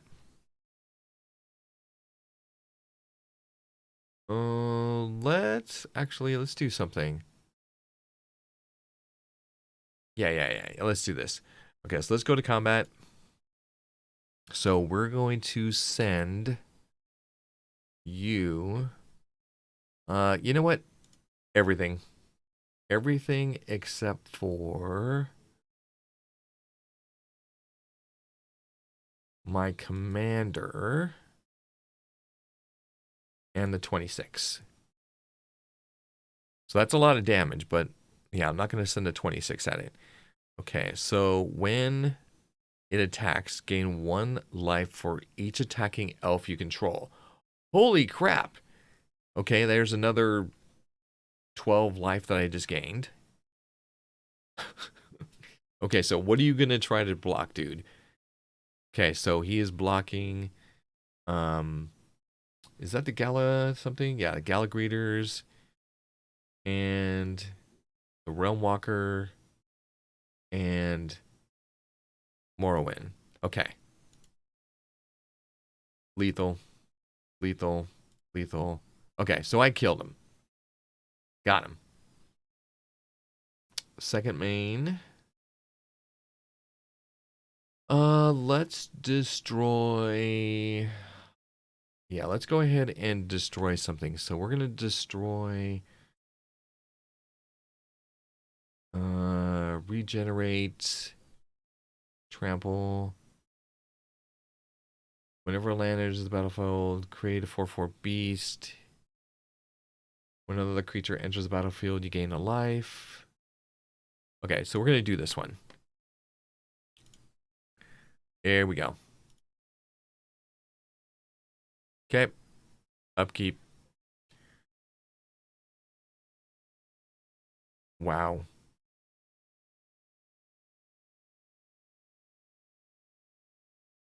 So our ability is actually triggering whenever another creature in general enters the battlefield. Wait a minute. But it says under, oh, it must be broken. It has to be broken. Because that wasn't under our control.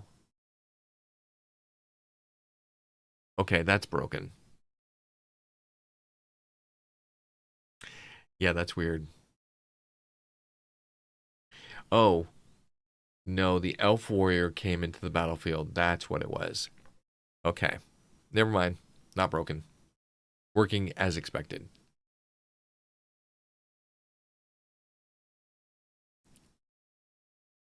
Okay, he's going into his main phase, trying to decide how he's going to even attempt to do anything. Beginning his combat phase, and still completely confused. He is now going to declare his attacks.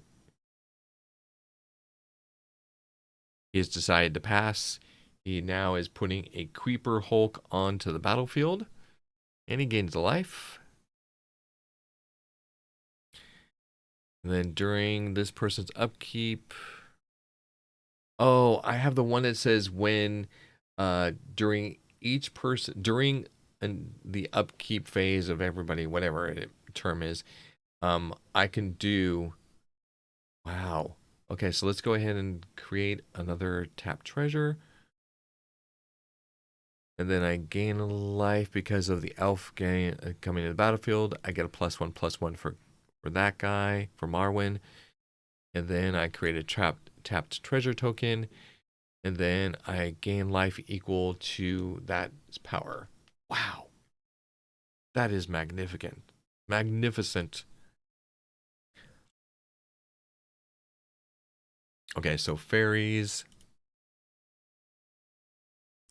Yeah, I think if anybody saw the board state that I have, that they would immediately play whatever board wipes they had. Okay, so at the beginning of each upkeep, that's the terminology that it says. So I'm going to actually add a +1/+1. So I gain life for the new elf entering the battlefield. I get Morrowind gets +1/+1. Galagreeters gets +1/+1, and I gain life according to its toughness, which is 2. And then I'm going to play 3 of these per turn. I gain life from the first one, or sorry, green from the first one, and I gain life from my enchantment capability. And I will do this 2 more times, but this time I actually get to pull a creature from my deck as an elf or an elemental. It goes into my hand, and then I gain life, and then I play it 1 more time because I can do 3 per turn, green, which is great because it means that not only do I get more land on the battlefield, but for every land I get a floating green.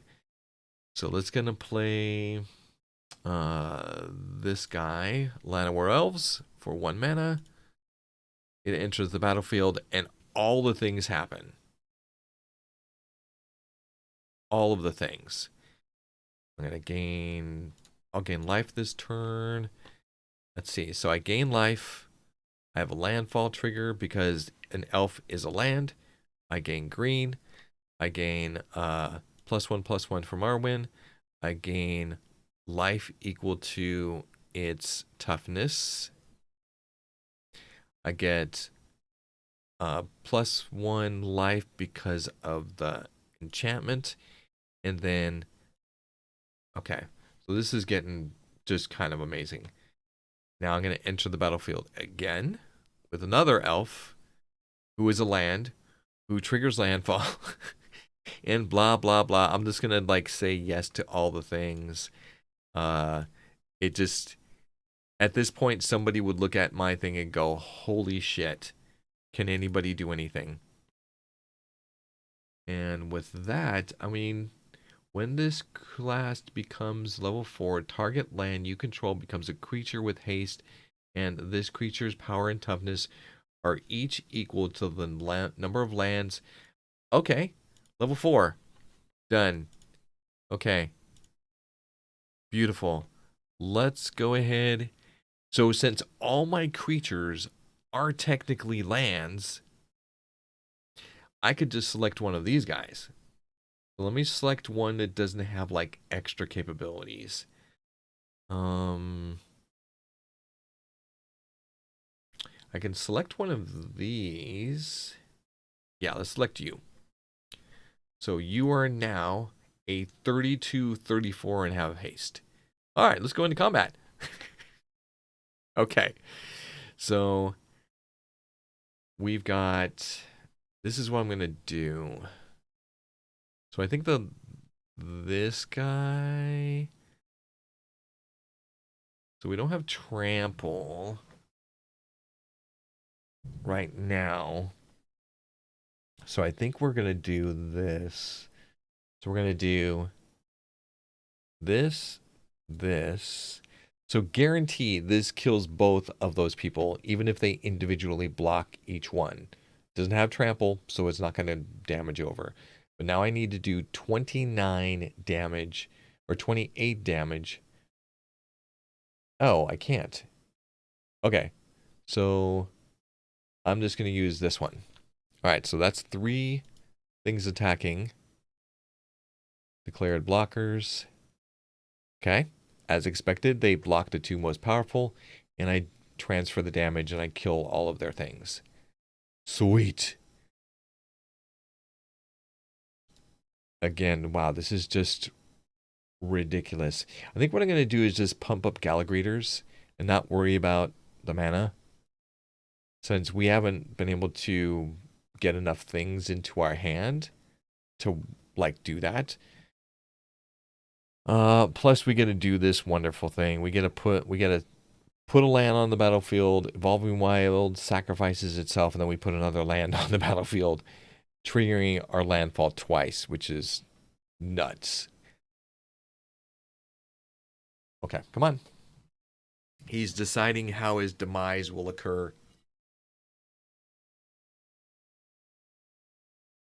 Or how in God's name he's actually going to survive the next thing. What I need to do is I need to play against 3 players that have blue as part of their commander colors, so that there is a blue and red. Blue and red would be, actually, is there a blue and red? I think dinosaurs is blue and red, and something else like black, blue, and red, though, and white. Black, blue, red, white. Not green. Green bad. Not gonna work. So is he gonna attack Valentine since literally she has nothing? The AI is taking its sweet time. Because what it's doing is it's going through and looking at every single creature on the battlefield and determining, do I have enough power to kill this? Do I have enough power to kill this? Will my creature die if I do that? So the majority, like I have a number of them that have a significant amount of toughness that is more than what they are going to be attacking with. So it'll be interesting to see what they decide to do. What they need to do is they need some pump spells. And now that I'm kind of playing with my enchantment deck, my landfall deck, I need to validate that it has some enchantment pumps, like all elves get, or all creatures on the battlefield, all creatures under your control on the battlefield, blah blah blah, get +1/+1. Something like that. Or an elf that does the same thing. I think there is one. Destroy. Wow, that is cruel. Oh my god, that is so cruel. Wow. Wow. Yeah, let's just add it to Galligrators again. Do all the things. Yeah, this will be really tough to kind of keep track. I gotta figure out which decks I'm gonna take with me. Gain 1 life. Okay. All right. All the things begin. So let's do +1/+1. And gain all the life. We're at 101 life. Ooh, what the hell is this?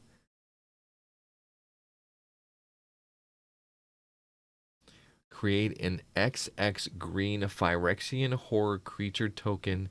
Destroyed target until the end of turn. Creatures you control get +1/+1 for each forest you control and gain trample.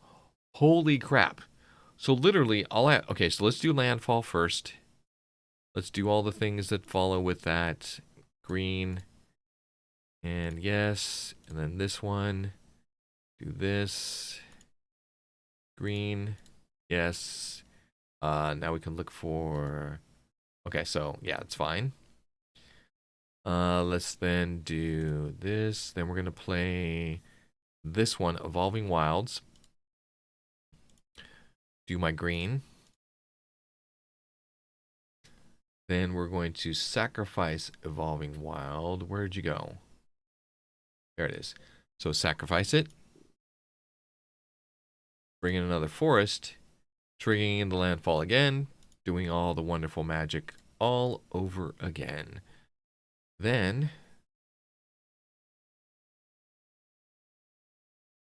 Oh my god. Wow. Okay, so let's do this one. I think this is just going to be over right now.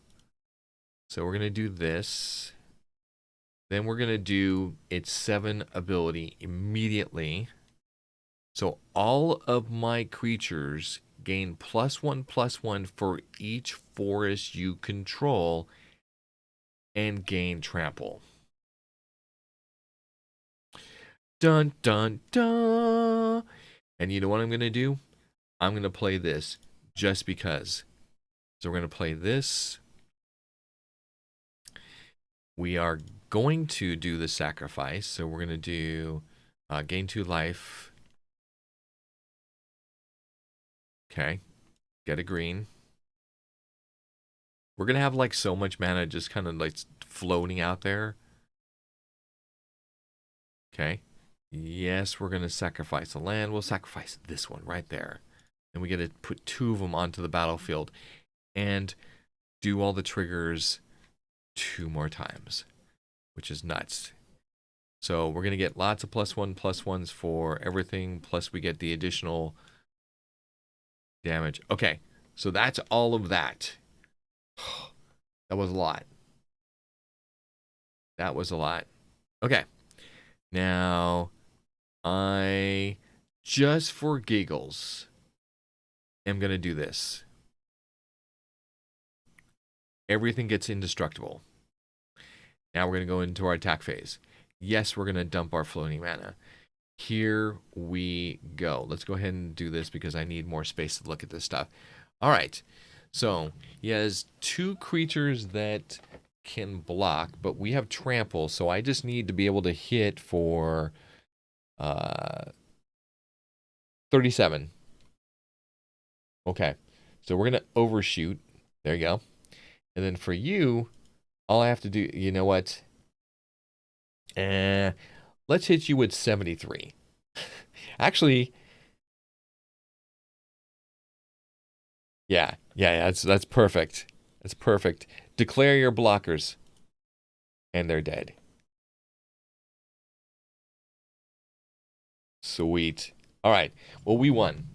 That was like such a landslide that it wasn't even fair. Okay, so now what we're going to do, we need to decide on what decks we're actually going to take to the card shop to play with other people. Let's decide what that's going to be. Stuff away.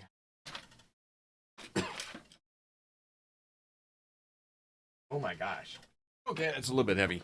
So I think 5 decks is going to be fine in the number that we're going to take.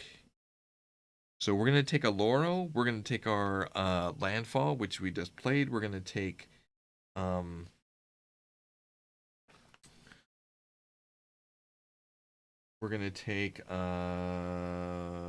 Angels. We are going to take, okay, come on. Normally it's a lot easier. Ooh, should we take Captain? Or is that too many? So we got Slivers, Captain, Angels. Okay, so I want something else. I think I want something else for one of these. Let me take a look at my other ones that we have.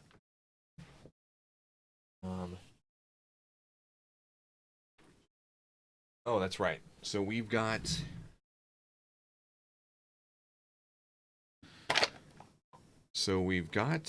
Knights. Knights would be good. Arcades, I don't think I'm gonna bring.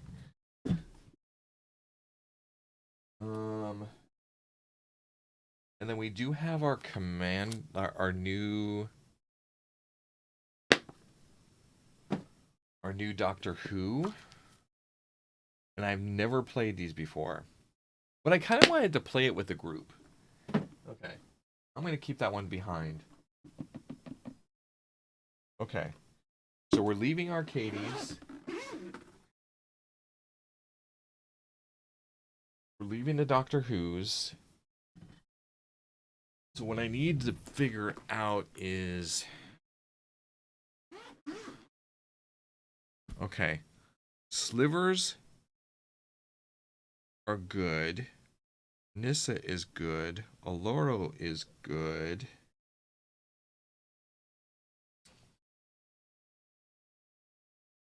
The question is, I mean, this is the dilemma. Do you bring Slivers and a mill deck?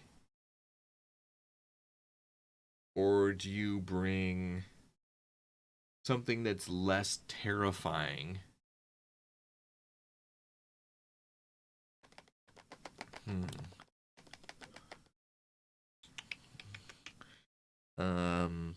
I love Landfall because it gives me something to do. Alora is very cool. I love those two. I love those out of everything. Slivers are good, Captain.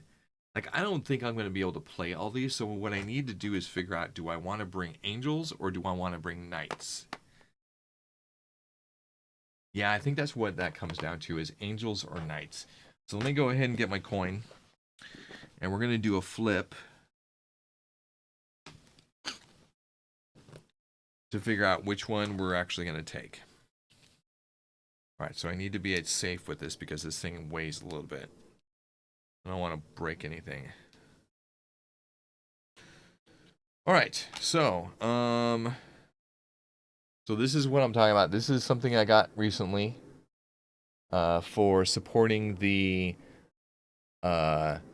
season 2 of Shuffle Up and Play. So I'm gonna say number 2 is the one that. Okay, so number 2 is Knights, and the other side is Angels. Okay. Okay. All right. We're bringing Angels. All right, so we're bringing Angels. That's all right.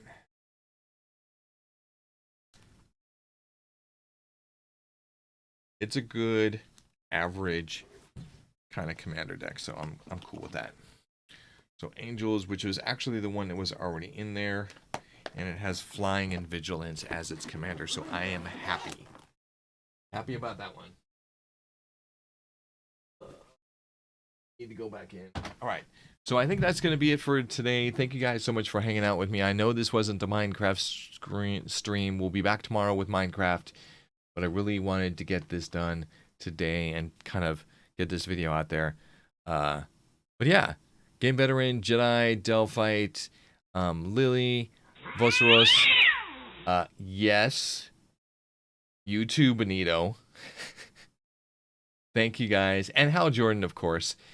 Thank you guys for just hanging out. Appreciate you.